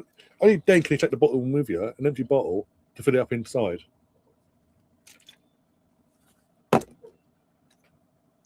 That, even again, open and whatever, even though they can physically see what it is, it can be used as a weapon. Who's going to a football stadium with a fucking bottle of Lucas and going, or whatever, and going, meh, fucking hell. I mean, there's some numpties, but my God. Hello, Elmer, how you doing? Welcome to the channel. Whichever channel you're watching from, by the way. One of 3. Yeah, one of three. My channel, the Mr. Arsenal podcast, Highby Fans Forever, or Austin's channel, Gunner XP. Either which way, welcome. Can't handle Arsenal being. Oh, but it's okay for you to be in 3 Champions League finals, my friend, and winning 2 of the fucking things. 6 minutes of injury time at the Emirates as well. Is that another corner? It is as well. I mean, it's just stupid. It's just stupid from the defender. But again, I'm not going to complain because my team's won it. Got the pen, took it, and scored. Smashed it as well. Absolutely levered it. I mean, I'll give Blacky's due. He goes the right way, but there's so much power. He weren't going to get down in the crossing time. Woodsy and Keown, yay! The Arsenal fan and the Arsenal legend. He's Steve McManaman as well, the Real Madrid legend.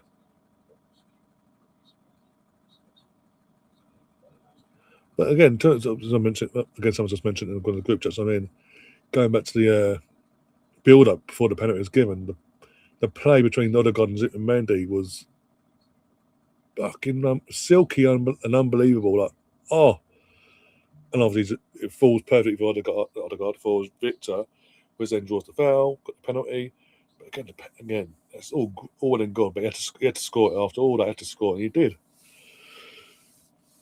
I think what was it Arsenal missed, you mentioned before. Once we got into the game, it has been a good solid. But it has been like it took a bit of those nerves, those clear nerves, and obviously it's always a semi-final, big game like this, away from home, first leg or whatever. It's always going to have that sort of nerve, especially after what happened a year ago at this stage against a different team, but still.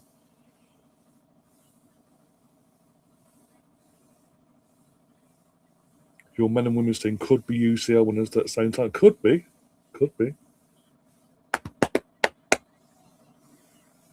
What would be more sickening, Gav? Assuming our girls do finish the job on Saturday,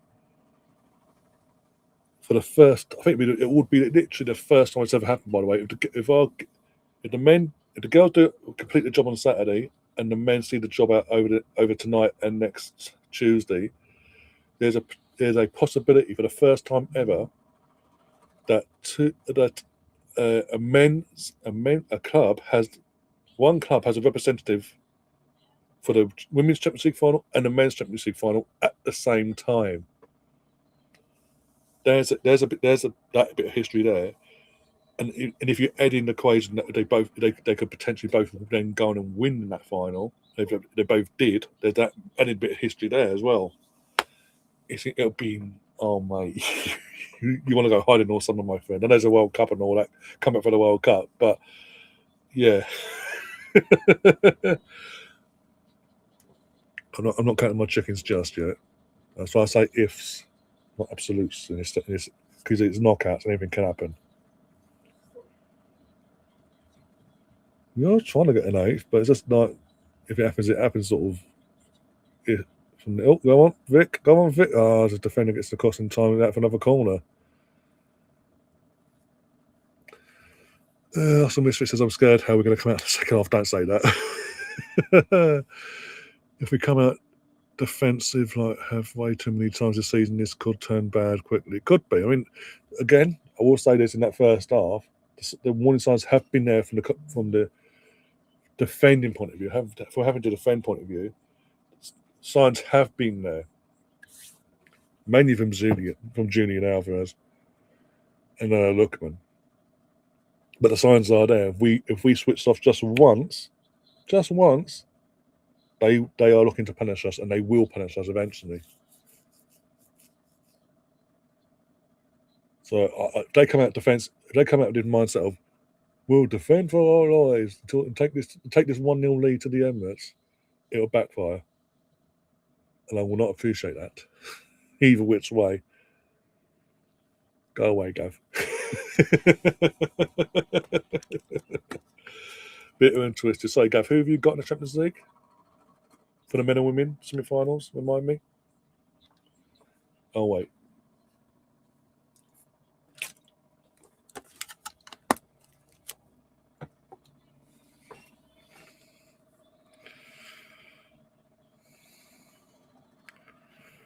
Going to Leicester though, obviously the women's team here, being with the men, and obviously they've been relegated to the third tier of English football in League One. They're about to be relegated to WSL too. I do fear what the ownership's going to do to this women's team in the summer. We've seen it. We've seen it in the past. We've seen it recently as well. Was it Wolves last year? I mean, they should have been Wolves will go for promotion. They just missed out on the playoffs or promotion, or whatever. But it turned out if they had got in the actual promotion spots, they wouldn't have been promoted because the owners didn't do the proper paperwork.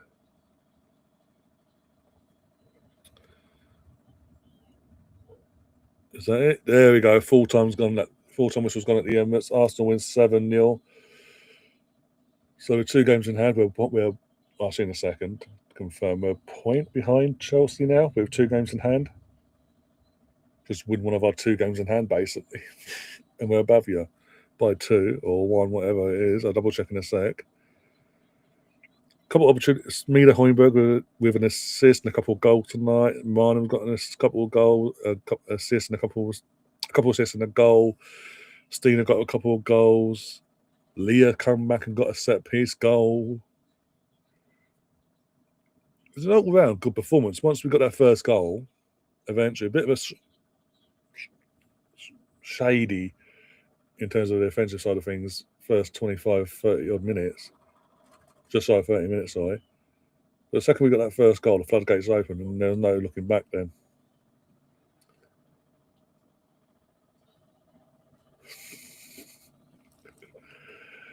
Oh dear. Just waiting for this guy to put the table up for turn my phone off. One sec. Well, not turn it off, but as in turn off Sky Go on the phone. So second half, we can fully focus on the men's game. Not every going back and forth. Here we go. So we are third with 2 games in hand. We are third on 41 points. You've got 43, but we win 1 game. We go above you by a point. We win both of our games in hand. And we're above you by 4 points, with a goal difference of 33 plus 33 to your plus 21. So we've got a goal difference superior now with that 7-0 win of 12. Unlucky, Gav.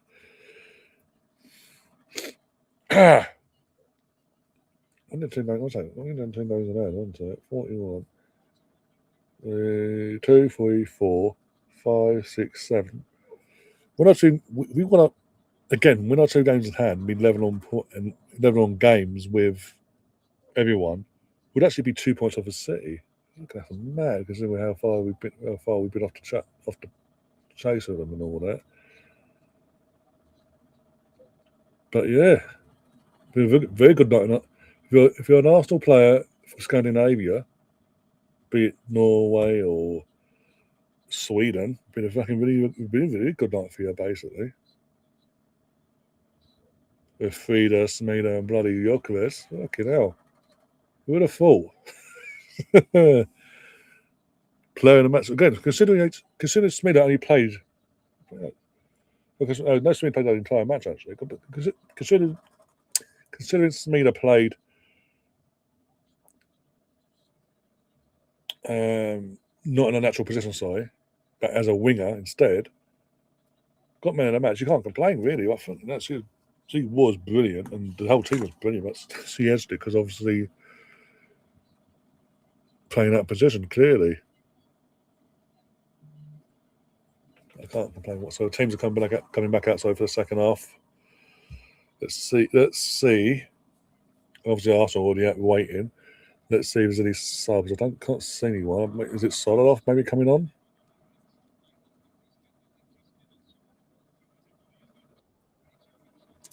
Oh, look who's now hitting backstage, thinking they can come crawling back now. It's full time at the Emirates. Oh, it's like that, is it? Oh dear, I'll make you wait. Oh dear. Actually, you know what, guys? I'll let you guys decide in the chat. Do we let the traitor in? I'll let you decide. Oh, let me make a sub here for Atletico. 24. Who the fuck's 24? Oh, Simeone Jr. has been hooked off for Lenormand. So do we let Catherine in, guys? Let me know in the chat. Thumbs up or thumbs down.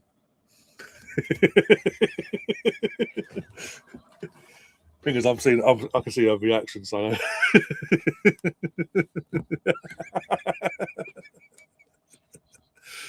Oh dear! Back on the way for the second half. 1 set. Scoreboard going. There, go. Here we go. Come on, Arsenal. Big 45 minutes. Big 45 minutes. I'll let you in. That was a blind. Yeah, I've got 5 minutes because I do need to pop out. But you know what? You have a good chat that can keep you going and keep you motivated. You know, Arsenal Women's Chat Show. They're a little bit of a newer channel. I'll give Laura some company. But that was a thanks BX. Thanks BX. While saying that, by the way. Yeah. So you know, it's always good to be, I guess, sharing my football knowledge. But at one point, the women were averaging a shot on target every other shot, and all of our shots on target were goals at that point. Yeah. And then it continued on for one more cycle. We ended up with 7 goals. By the 64th minute, I think we only had 2 shots on target that weren't goals, but still a very, very dominant performance for the women. I have been watching the men's game just on a smaller screen. I did get a text from my Manchester United loving coworker. He was like, "That was a weak call on the penalty." So for UEFA standards, it's not. No. I mean, going through the back of someone in the penalty box and not getting a piece of the ball, that's going to be a penalty all day.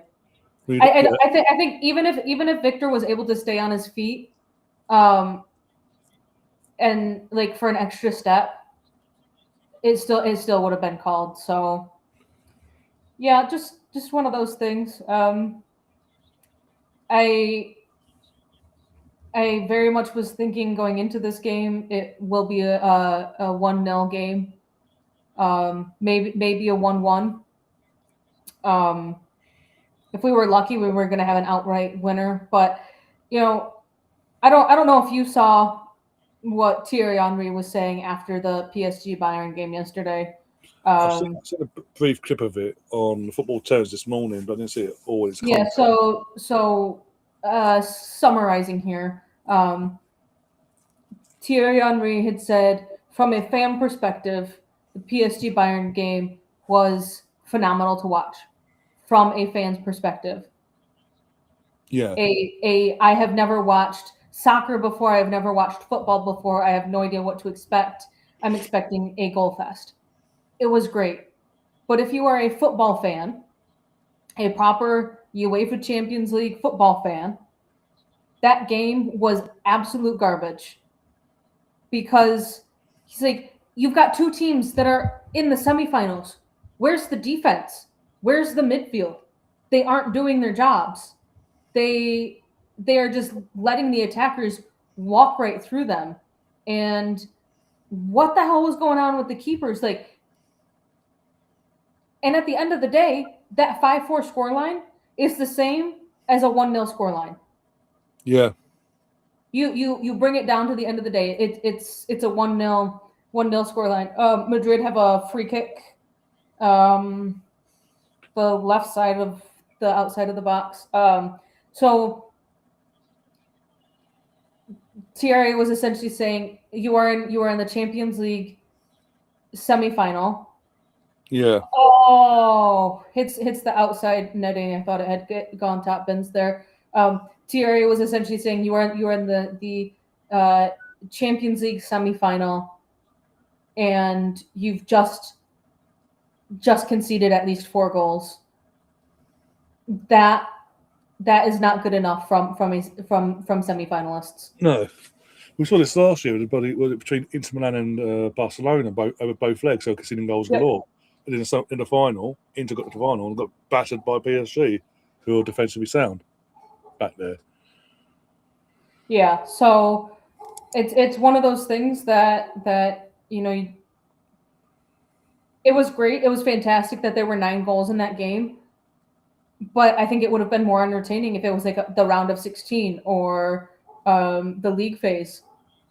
It was not a good football match, and I'll leave it at that. And people are what I've seen from the statistician Twitter pages that I follow and some of these other pundits that they're like complaining that this matchup between the Atletico Madrid and Arsenal is going to be such a bore fest because of how the teams play. Well, that just shows that the only reason why you're watching a football match is for lots of goals, and that's it. Not the quality of football that's being played. Because I don't have the stats pulled up in front of me real quick. Let me quick look at these. Give me the stats. I mean, yeah, it has been pretty poor considering that there's only been 12 shots the entire game so far. But that just shows for me. That shows. I mean, we've got 80% pass accuracy for Atletico Madrid, 87% for Arsenal. That shows me, like, if I were to just be looking at the stats sheet, I would be saying that this game is being played in the midfield more than anywhere else. And we've seen it before where we've had absolutely no midfield and we lose games. Not just by 1 goal, but we just lose games. You go back to the Carabao Cup final. Do you think we had do you think that we had a midfield, that we were playing in the midfield and playing any part of the game in the midfield in the Carabao Cup final? No, because I don't think we did. Not the way we should do. No. And this game is showing more of the technical side of football than what yesterday's game was, and I appreciate that. And I still very much think that this will end. This either Atletico Madrid will get a sneaky goal in there, or Arsenal will get a second goal. I mean, only attack. No, close it. Good save. Oh my God, he missed that. Thank God for that. Oh, I mean, I speak of a sneaky goal there, and that's what could have been there. But I do need to hop off. I did tell you 5 minutes. I think it's been 6 or 10, closer there. But I will be able to fully enjoy your presence on Saturday, mostly because Laura is going to be in Leon. But also because both games will be kickoff. We'll be playing at different times, just about. We can do that game on that channel along with us. And then the FA Cup final. Yeah. I mean, if you want to make things really interesting, I think during the FA Cup final, some Formula One-ness will be happening, and I can give you commentary on that over the FA Cup final. Because honestly, I think the City Chelsea game, here are my quick thoughts on this before I leave. For City versus Chelsea in the FA Cup final, I think it'll be it'll be extremely boring for 80 minutes of the game. Or it will be like yesterday's game where there will be 9 goals, but it will be like a 7-2 type situation. So, yeah, I will see you all tomorrow, Saturday, whenever. So have a good one, everyone. Arsenal have just been completely dominating, and we're gonna just continue living on our best lives at Arsenal. So, bye. See you later. Bye. What was in terms of tonight, in terms of the clash and all that, yeah. This is what, they're going to check this. I think they're going to get a penalty for this. For fuck's sake, Ben. Fucking hell, Ben. It's the fact that he brings his hand down the donkey. Fucking idiot. The fact they sent him over, they're going to give it. Fuck me. This is my concern. This is always my concern with Ben. It's these brain fart fucking moments. Giving it. I told you to give it. fucking brain fart. Oh. You know, Green's going to fucking probably. It should be Alvarez taking it, but it'd be Green because it's his swan son now. Whoever takes it's going to score anyway, so. Fuck me. You had one job, Ben. Fucking brains of a rocking horse you have. No, he doesn't. Again, because in the replays, Alvarez is taken, by the way. He brings, because he's in the replays, it shows him bringing his hand down towards the ball. It looks like he's deliberately just gone, fuck. Like that, basically. If he just kept his hand naturally where it was not, as in he didn't bring it down towards the ball, he'd have got away with it. But the fact he's brought his hand down towards it, fucking donkey. Could be 1-1, so it is what it is. Oh, he's going to fucking score it. Fuck's sake. Yeah, 1-1. They didn't even fucking move. He stood there like a fucking. Oh my god, he didn't even fucking move. At least All Black tried. He stood there like a. Oh my god. Oh.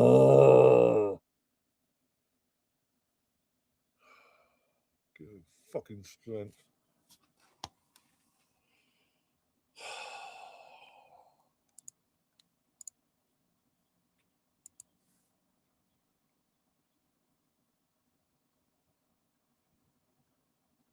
Dancing on the fucking spot and it goes. Whoa. The fucking point of dump. Oh. As I say, at least All Black fucking tried to fucking. That does annoy me. Keepers do that.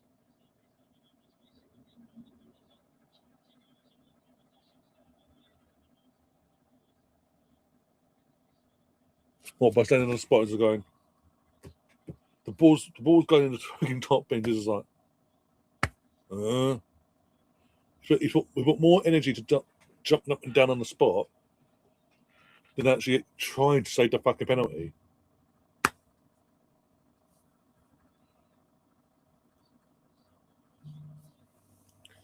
Odegaard's gone off for Eze. Yep, there you go.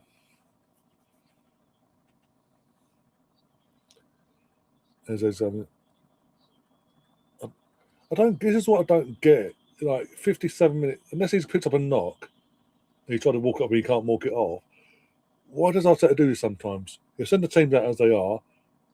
5 or 10 minutes into the second half, right, off you come. Now's your time, come off. But that's the substitute. Unless he tried to walk it off, but even then, take responsibility and go, no, you've took a knock, get the fuck off. Let's do this at half time now, so I've got more time to fucking settle in and go.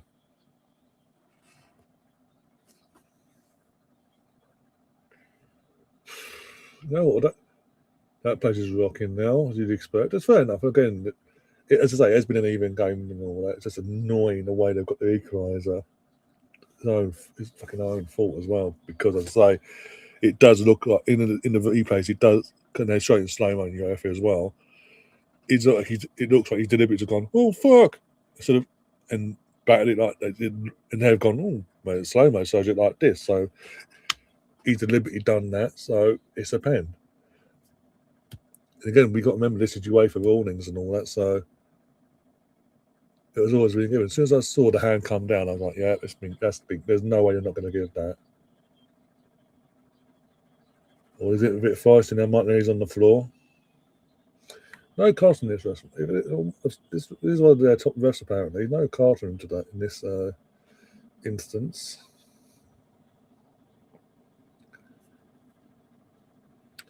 Well, again, as long as we don't come away, just either take a draw or take a 1-goal margin win back to the Emirates. So it's effectively in our hands, so to speak. If that makes any sense.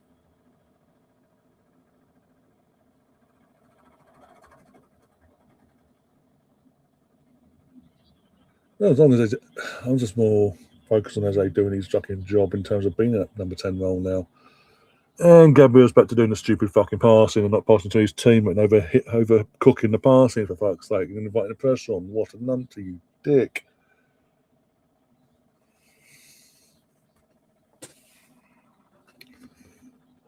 let's not sit back and invite the pressure on, please, lads. That'd be fantastic.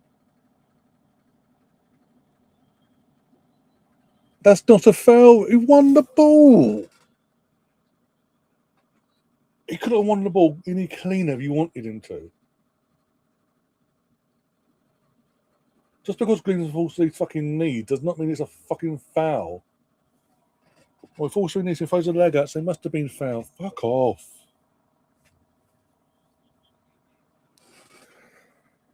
Days. Don't. Does this ref want to give anything to fucking Atletico now? As soon as the play goes down, no, it must be a foul.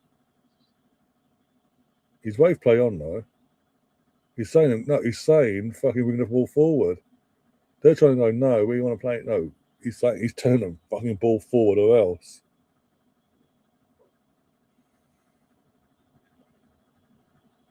And then Rice is like, what the fuck?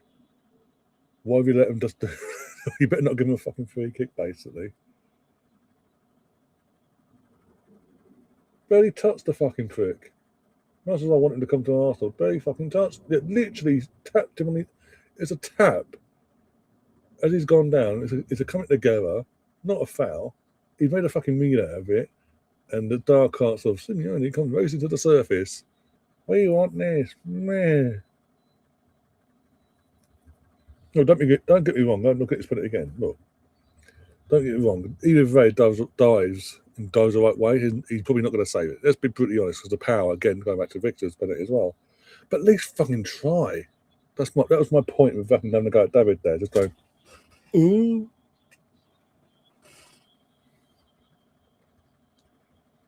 This is getting very intense now and very scrappy, and I don't like it. For fuck's sake. Because I know what fucking Arteta's going to do now. He's going to shit the bed at some point in the next 10 minutes and throw Saka on, hoping for a fucking mercy and go full Hail Mary, basically.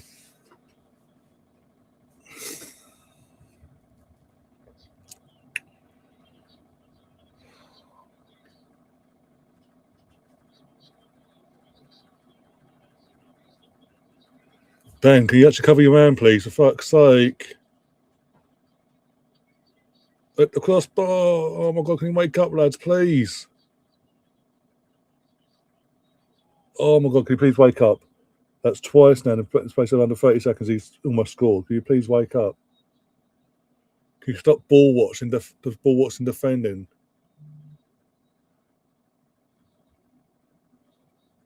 Oh my god. I told you all this to be a far better and closer game than the fucking Emirates game in the league phase. Fucking ball watch defending. Why did the ball watch? Why are they doing this ball watch defending malarkey? We'll give them all the time in the world. Doing it all every time we fucking concede and it costs us. All the time in the world to do whatever they want. It's like they don't want to learn from it.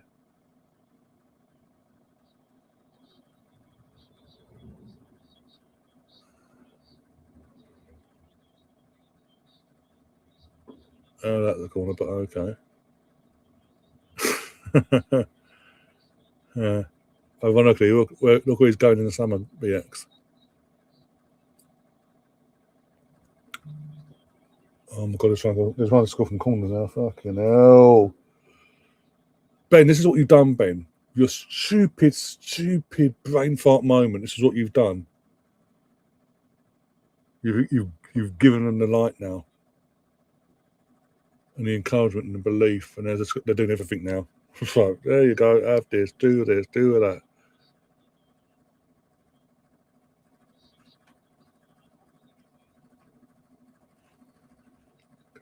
Get rid of it. Don't be half-arsing it, Martinelli, for fuck's sake. Get out to him. Look, one Sky's it into Rose there, thank God.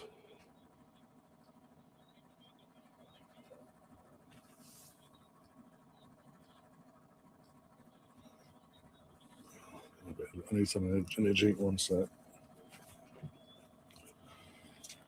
There we go.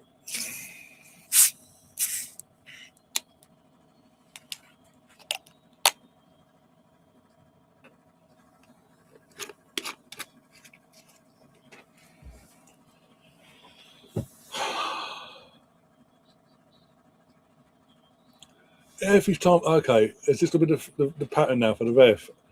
Every time an Atletico plays loses a 50-50, give them a free kick.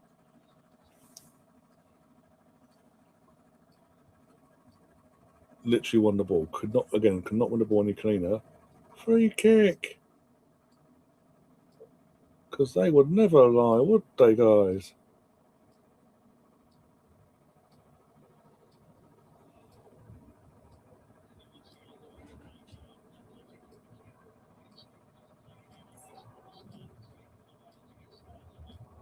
They just hold the ball. Oh, there's a brain.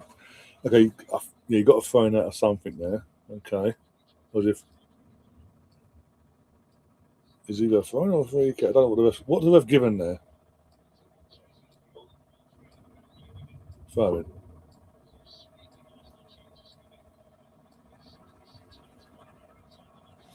So we get a throw and go all the way back to fucking Gabriel, who was tempted. I'll tell you this: he was tempted to go back to the goalkeeper. They're shit in the bed. They are shit in the bed now. Oh, shit in the bed.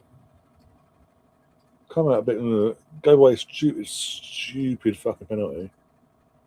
And then now, literally, he's shook the entire team again. It's like fucking watching the.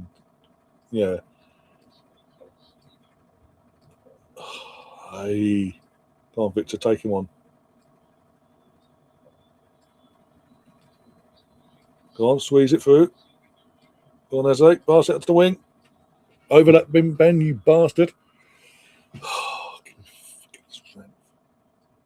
Well done, Deckers.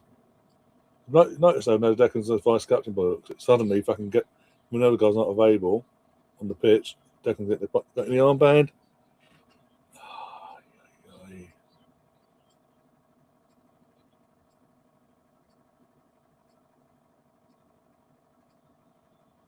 That's not a foul, though, ref. Fucking it. Imagine how quick you want. There we go. I told you you'd shit the bed now. Ricardo's. So yeah, Martinelli off for Trossard. He's thrown Jesus, and oh my god, he's thrown on Jesus. And in terms of what I say, I told you so, because I told you to panic and shit the bed and put Saka on as well. So Nani's going to come off now, isn't he? Yeah, Nani's off for Saka. He's going to take Victor off. The fucking idiot's going to take Victor off, isn't he? The guy that's had influence in this game, he's took Victor off. You fucking numpty Arteta. What are you doing? Have you? Oh my god! In the appearances that you've been given Jesus recently, what tells you Champions League semi-final 1-1? Let's take the guy that's actually been influential in the game and actually ask us to the defence. He's got involved. He's been doing this. He's been doing that, and bring him on for take him off, and bring on Jesus, who's offered fuck all since his return. That makes no fucking sense. You got, if anything, with all due respect to Fulham, oh my, Trossard, what are you fucking doing, you numpty? See you next Tuesday. If they score, I'm going to kill you.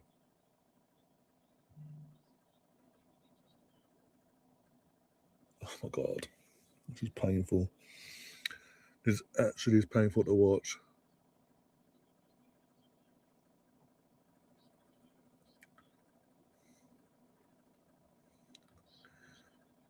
If anything, I would literally give Victor the entire match tonight. If I'm resting for the fucking second, I go, okay, play, have it available. Okay, Jesus, you start against Fulham and see what happens for a bit. Oh, no. Let's bring him on with 1-1. We've got a game to fucking win. When the guy fucking offers fuck all. Because he's not a fucking striker, in his own fucking words. He couldn't make this up. Oh, my days. I would honestly take a draw at this point. I'm going to say I would happily take the point. The 1-1 draw back to the Emirates. At this point, with what's just happened there, I would happily, yeah. Why does he fucking want to stress me out every game, Miguel? Why do you do this to me? Why must I suffer? Can't get the ball. Keep the ball for more than 5 fucking seconds now.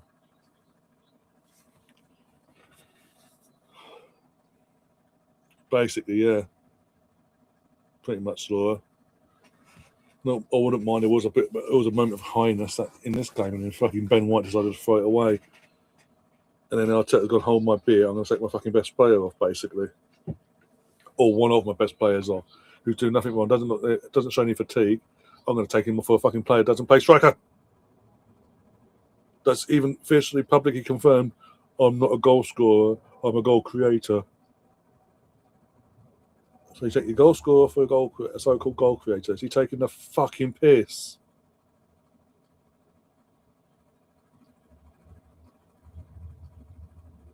They're suffering in the take. All due respect, though, they're suffering, and it's fucking Mikel Arteta taking the piss.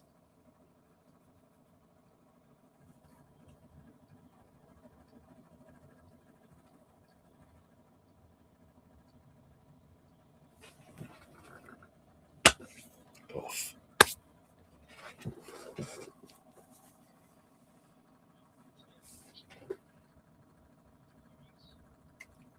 What a great positive impact these subs have made, Mikel. I knew you shit the bed. I knew it. Fucking called it. I called him shit the bed with bringing Saka on. Fucking hell. But Trossard, I didn't say Juice, even worse. And that a former so-called left winger / cam, and a fucking so-called striker that even publicly said, I'm not a striker, I don't score goals, I create them apparently, who since he's returned from his ACL has not showed any sort of form to give you confidence in the semi-final of a European or semi-final of a competition in general, that he's the guy to come on and save the day, basically.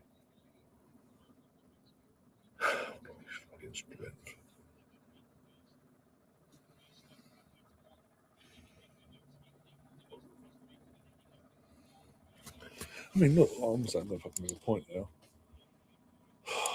Fucking point with this fucking useless fucking team.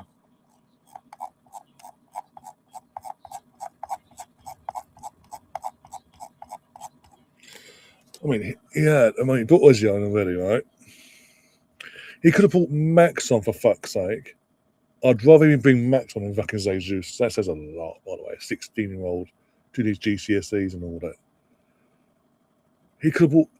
I'd have been happy bringing Calafiori on in some capacity over fucking Jesus. Fuck me. Christian Norgard to sort of solidify the midfield a bit more stillness and all that. Lewis Skelly, want a bit more athleticism in the midfield or on the wings, whatever, as an inverted him. I've got 2 players down. One's hot. Oh, what a surprise. Hikapi's is that Jesus, who's just come on, holding his ankle? Oh, great call, Mikel. Because if he goes off, we're fucking screwed. Oh, thank God for Raya. I almost lost my mind because we had a player down. Players continued with a player down, and they're going, yeah, go for it. He's maybe an advantage on for them. Of course he is. Get out, Ben. Do your fucking job. For once in your life. You may be number 2 now as a right back, but don't mean you drop tools and drop these stinking performances.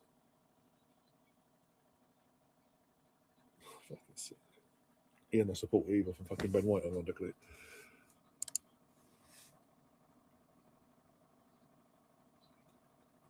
I'm not being fickle. I'm being brutally honest. Like, Gyökeres tonight, performance has been solid.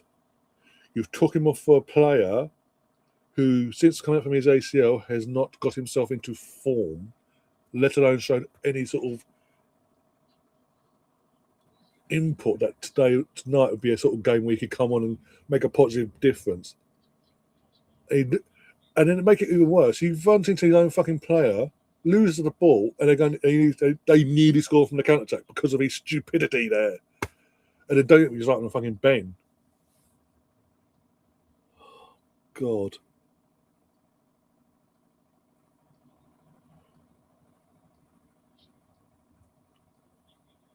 I'm turning on certain players because they're not doing their jobs. Not all the team. It's certain individuals, Gav. Certain individuals. Not the entire team, because certain individuals are either coming on not.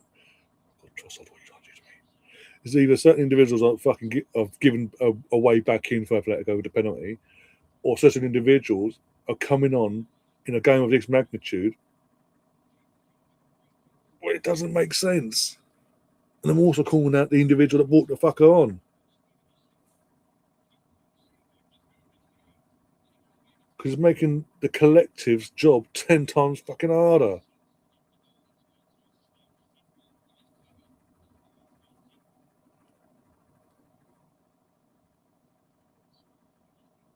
My point with Jesus, obviously he's been out of the ACL, but since he's been back with from the ACL, get up, Julian, you prick.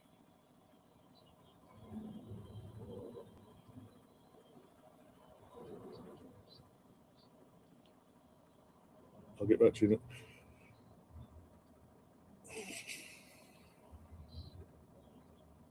They kicked the ball out. Is he just giving them have they just been given a phone for kicking the ball out?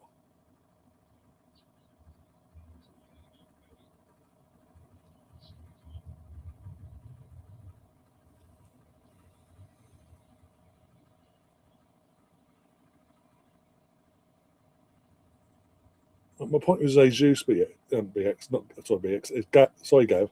My point is, Gav, with Jesus, since he's been back, when he has come on and made an appearance here and there, it's been woeful.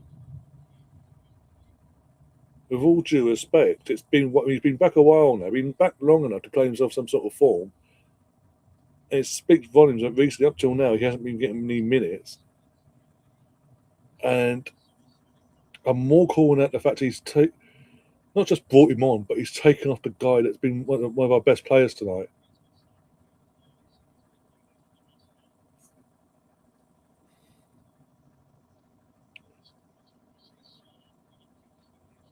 This isn't the game to fucking experiment and take risks. Put it that makes sense, especially after fucking up a 1-0 lead there. Get up. Is he good again? Is he giving a penalty for Arsenal? I think we've got another penalty here. I think we've got another penalty. Obviously, I won't get carried away because obviously VAR, and I want to see the. Even I wasn't calling for the penalty, to be honest. And by the way, even if it is given, card. Even if it is given properly after VAR's checked it, who the fuck's taking it now? Do not give it to Jesus, for God's sake. Because our striker has been taken off.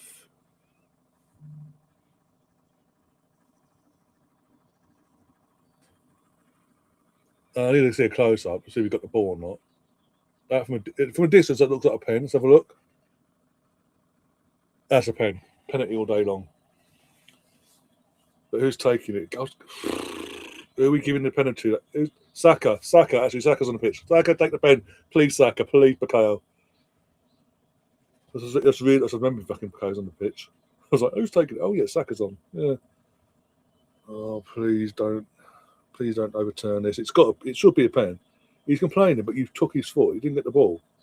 I looked at the close-up. He didn't get the ball, so there's obviously a VAR check and all that because they have to check all this block.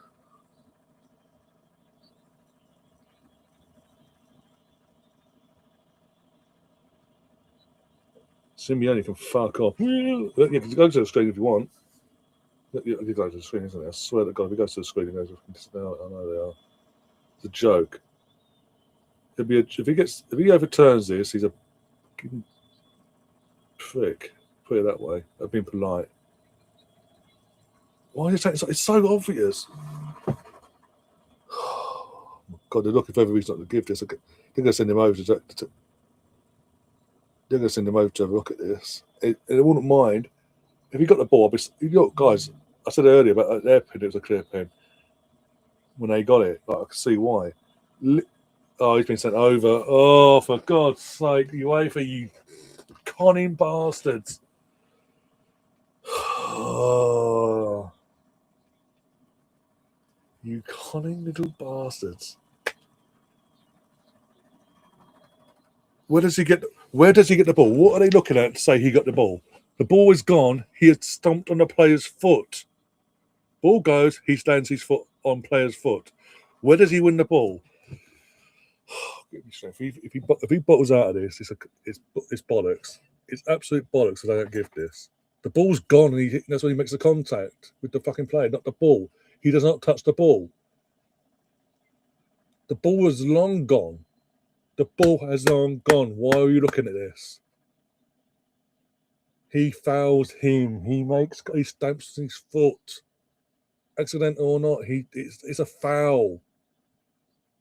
Even in the Premier League, that'd be fucking given, for fuck's sake. And that's saying a lot. Oh, this joke. This is a bollocks. UEFA at the finest. UEFA fucking Madrid. You cheating, lying bastards. It's a fucking joke. That's the most clearest pen of the night. He's saying where did he get the ball? Oh, wait. Where did he get the ball? Where does he win the ball? He's just gone up to the player and gone, won the ball. How? In what capacity does he win the ball? The ball had gone in the other direction before he even makes contact with Eze. Fucking joke.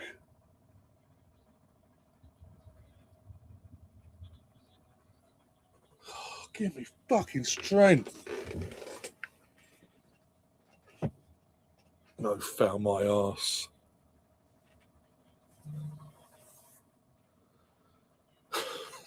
Out of the 3 pens, the clearest one of the 3. And they're all pens as far as I'm concerned.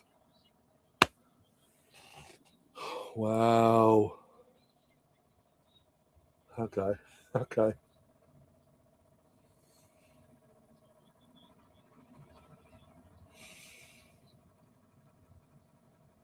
As it stands, we've potentially been conned out of a win. You couldn't make this bollocks up.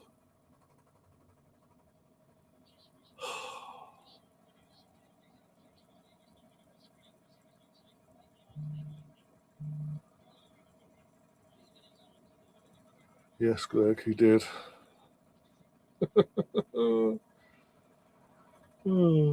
Goes to the fucking All Black and guys who won the ball. Oh my god, I've got to laugh. And the worst thing is the fucking yellow card stands. You cannot make this bollocks up.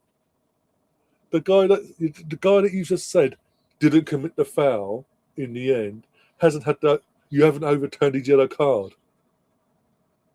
It's not a foul, but you got to keep his yellow card for no reason. Make it make sense, people, please.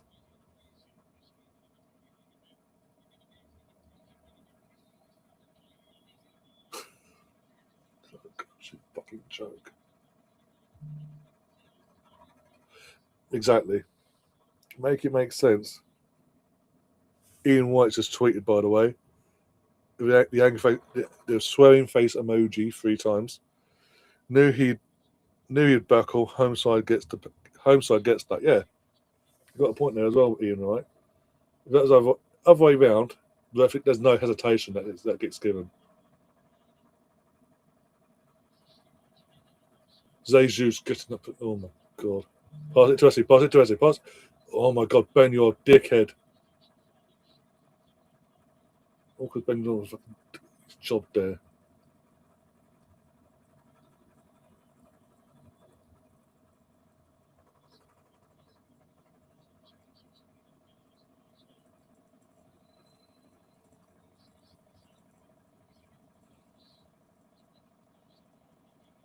We want that. Okay, so yeah, okay, Ref. Okay, cool. You gave an advantage briefly, by the way, Give me a due, it was brief. But you gave an advantage to them for the exact same thing outside the box. Oh, you can tell I'm getting pissed off.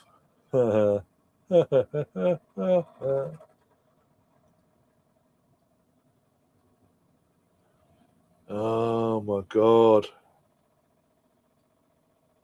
who's been conned.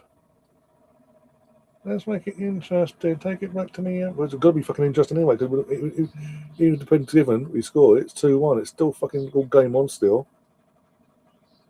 Ben White's just going off my scale to see the notification come through.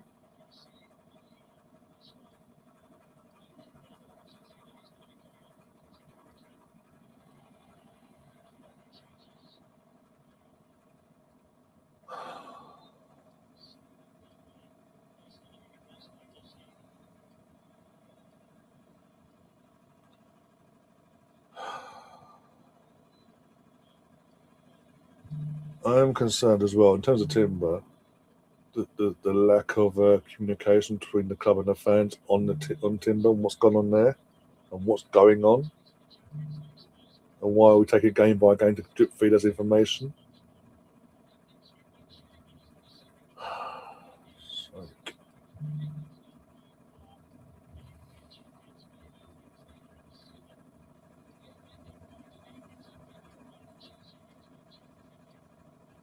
Full time, it stays like this. No matter what happens, no matter what happens at the full time whistle in this game, I'm gonna voice up my brother and sit and ask him for his honest thoughts on that, and see what he comes back with.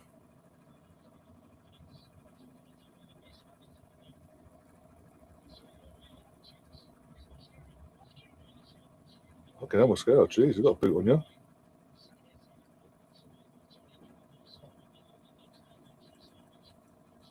Well done. Hold the ball. Just beat again. There's the basics here and there. Don't force anything that doesn't need to be forced. Can Mascara be there for overlapping or not? It'll be central. Oh, go. Ball into the box. Too over the hit. And then Gabriel. Hopefully you're not too far away.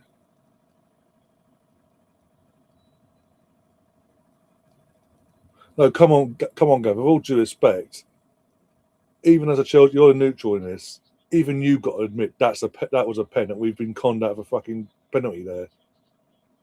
I'm peed off on that moment. Not as the performance, the referee's performance overall. I'm not having a go. Is that one moment he's bottled it?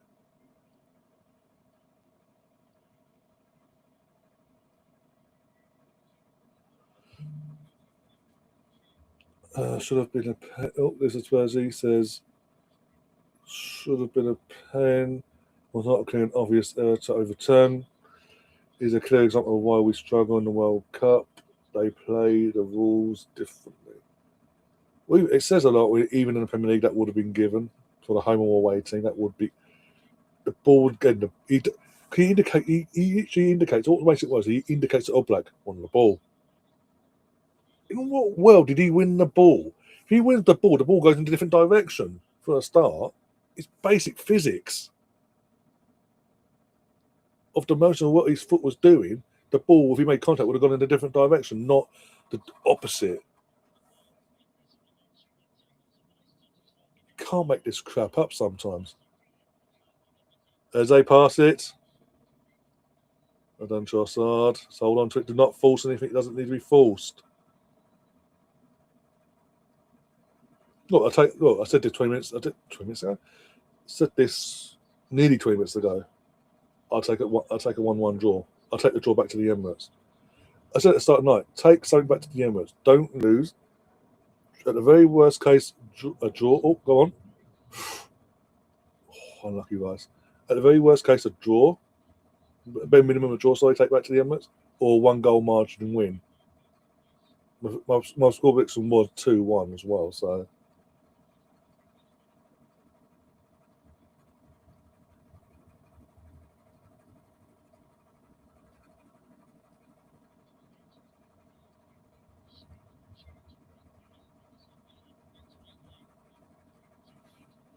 Because different rules is the thing. This is the thing in terms of here in the UK, in Premier League and all that, the whole setup and the rules and the system.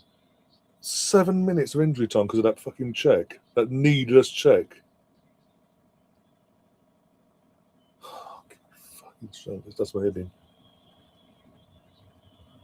It's annoying. It's just so annoying.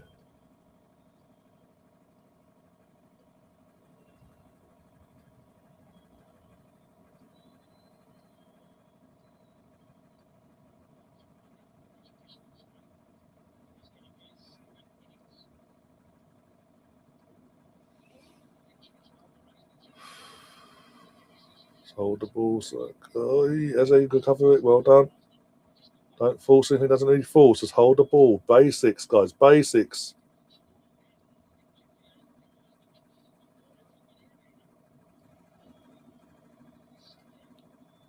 Oh, yeah. Why are you doing that for? Didn't need to force to have these shots like that. Just playing basics, my friend. Basics.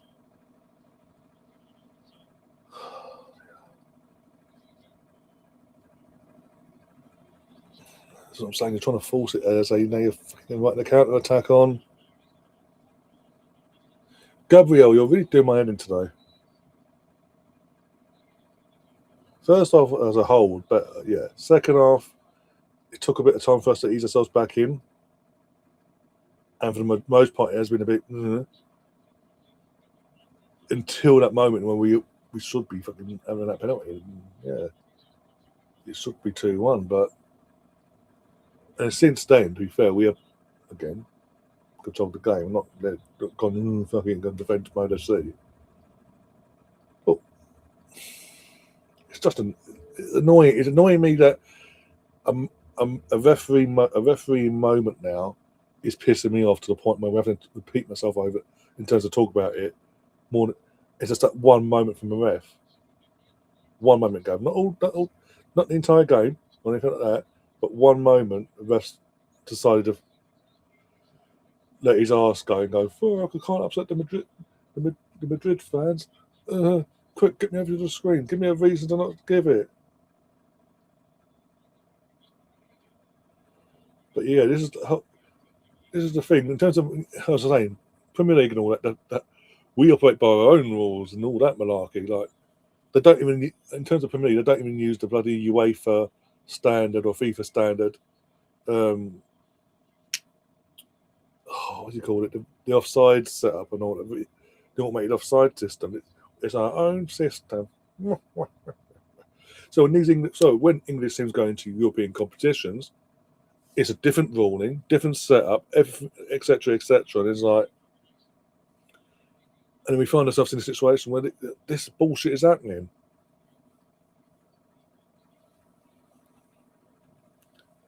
But I'm sorry, I can't. In no universe does that not get given anywhere else. Oh, I swear they fucking score. I'm going to be pissed. I'm going to be pissed. Wakey, wakey, rise and shine.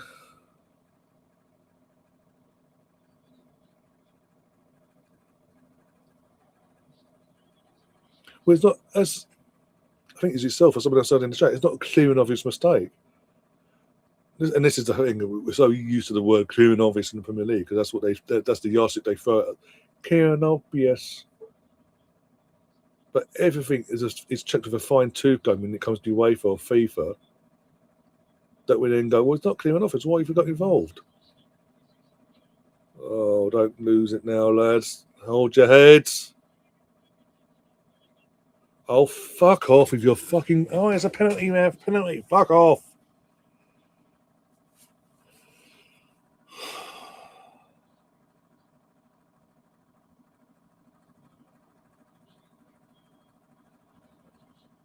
Fucking calling for everything, you fucking Spanish bastards. We're fucking dark arts, apparently, yeah. Sorry, they came for a penalty for a hands behind his... I've got to say. Oh, he said, yeah. Fuck off. No, but I said I'm an arse. The second I saw in the replays that Ben White's hand come down, I knew what was coming.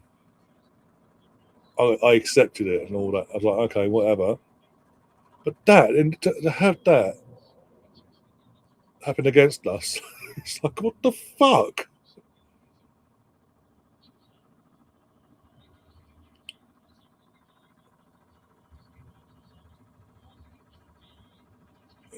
Mate, you're happy what you fucking do, my friend. I know you're strong, but Jesus Christ. You're just a fucking rhino.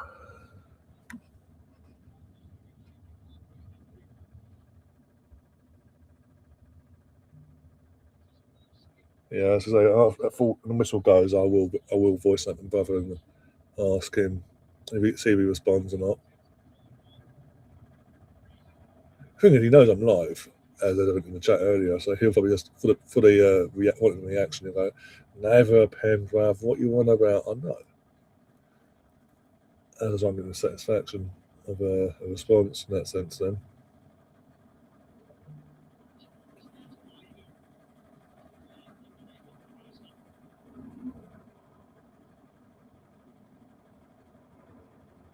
Absolute joke.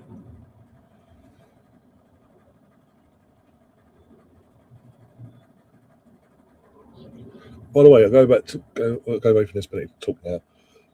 Going back to my initial thing though, what has Jesus done since coming on to justify him coming on? Please, someone tell me.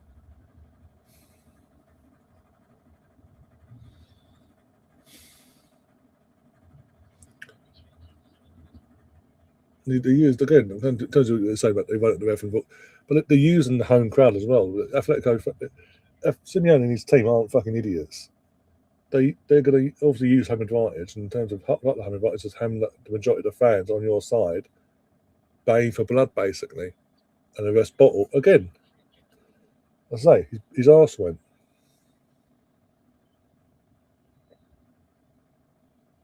But I say, the second you see the hand come down, it's always going to be given. But it makes it just baffling how he just asked her again, and it fucking conjures out of a 2-1 fucking lead there full time yet. This is what I said. This is what I said. I'd have rather him bring on Max Darwin over Jesus. That says a lot. Yeah, full Thomas was gone anyway. Arsenal 1, Atletico 1. Should have been 2-1 Arsenal, but all level pegging going into the second leg. But you can say, being that obviously the second leg is at the Emirates now, obviously, some sort of an advantage to Arsenal. Just got to see the job out now. So not so, you know what I mean, as in do what they've done tonight. Do what they've done tonight, but actually make the home advantage count in the sense of win the second leg. Just pray and fucking hope we have a better ref. That's it. I'm sorry again. For one moment, we could have. If he'd held his ass, we could be 2-1 up at the halfway point in this tie. We could go into the Emirates with a 2-1 lead, which I predicted by 2-1. We could be going to the Emirates with a 2-1 lead. No, and with the impetus then that Atletico have to come and win by 2 clear goals to go through.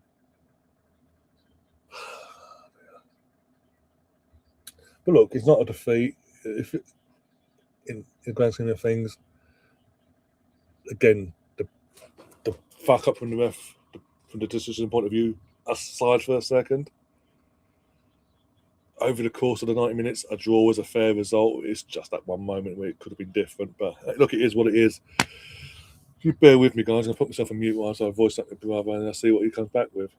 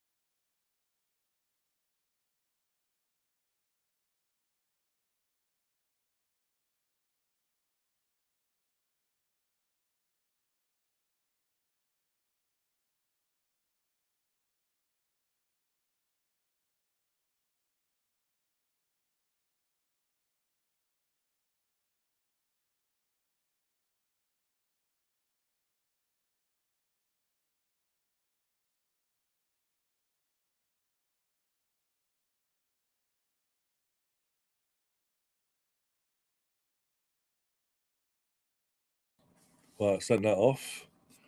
See if he actually sees that or whilst I'm still live or not. That'll be interesting. I've got to turn the fucking volume. One sec, I've got to turn the volume up.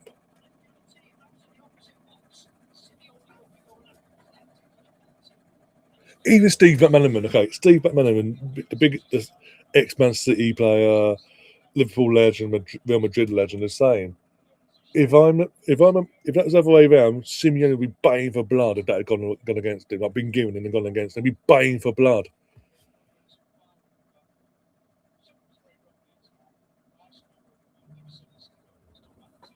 It's annoying because it was a good overall. Again, it's compared to last year's first leg performance. You know, it was at the end once against PSG, all that. But considering the first leg this year, away from home in Madrid, in Madrid,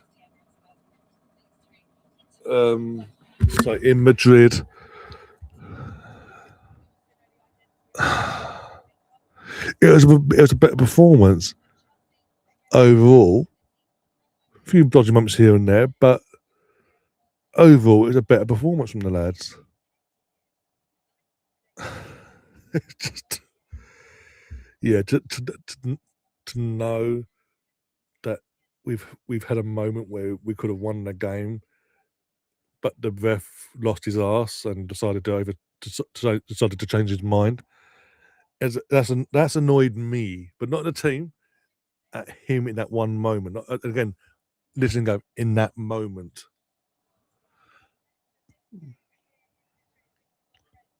But look, it is what it is. What it is. We go back to the Emirates. It all to play for 1-1 Tuesday night. It's going to be very interesting. And Arsenal fans, any Arsenal fan going to the Emirates on Tuesday, you've just seen the Atletico fans bring the noise, bring the atmosphere, get behind their team in every capacity possible. No matter what, you've got to match and do better come next Tuesday for us to see the job out and reach our second final in 20 years. It's mad. It's mad you think about it like that. Zimmy says, cheers all. I'll take that. No, never meant I said this, and again, to be fair to myself, from my point of view, before the men's game kicked off tonight, I did say that this wasn't going to be a repeat. As things coming out, I said this wasn't going to be a repeat of the league phase game at the Emirates early on in the season. This was going to be grueling, tough, physically, mentally. It's just this was going to show us where this team's at mentally more so, where they can mentally do a job, not the job, but do a job tonight. Come out with a result. And they'll come up with a result. Don't get me wrong. And again, the fuck up from the ref to one side for a moment. Just put that to one side for a second. A draw's a fair result over the course of the game. Taking that to one side, what happened near the end there. Now it's just again the home advantage. We've got to make it count now at the Emirates. The fans got to turn up as well, and we can't have anyone go hiding. And just no more fucking injuries. I mean, as I say, Jesus coming on again. With all due respect, like he comes on and what did he do for the half hour? So he was on 25 minutes, whatever he was on for. Tell me, please. For me, one sec, let's turn this down before we go. For me, in terms of next week, as things stand with the squad and all that, I would obviously go in terms of the back line. It's obviously Vaya in goal. If Timber's not available, I'd throw Mosquera over onto the right back position. Obviously, Saliba, Gabriel, Hikapié, and unless Ricardo's available, it's Hikapié. And Hikapié was again he was solid tonight. Barring Barring slipping on his ass for the first few seconds in, barring that, you're solid tonight. So, yeah. And in midfield, as I say, makes it up in terms of Zubi and Rice. Is that I don't need to justify that.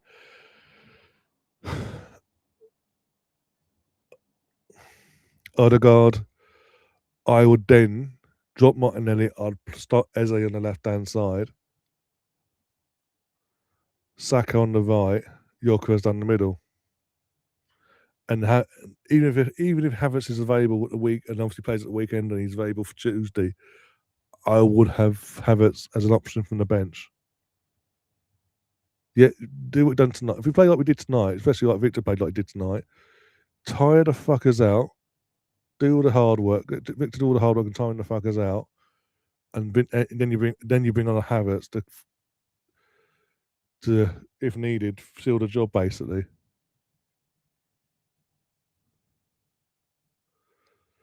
That's a long time for Arsenal to be playing. They'll be knackered. Well, what's a Wednesday? God, next game's 5:30. There will be rotation. Let's be honest. I know it's Fulham and all that at home. We've got a league to fucking win, but there will. We know again, depending on who comes back, there's going to be a bit of rotation potentially on Saturday. But for me, even on Saturday, I'd go full fucking strength. In terms of what we have available, the strongest team available, strongest team. Get a 2-3 goal margin, then take some of the players off that you'd want the key players off ahead of Tuesday.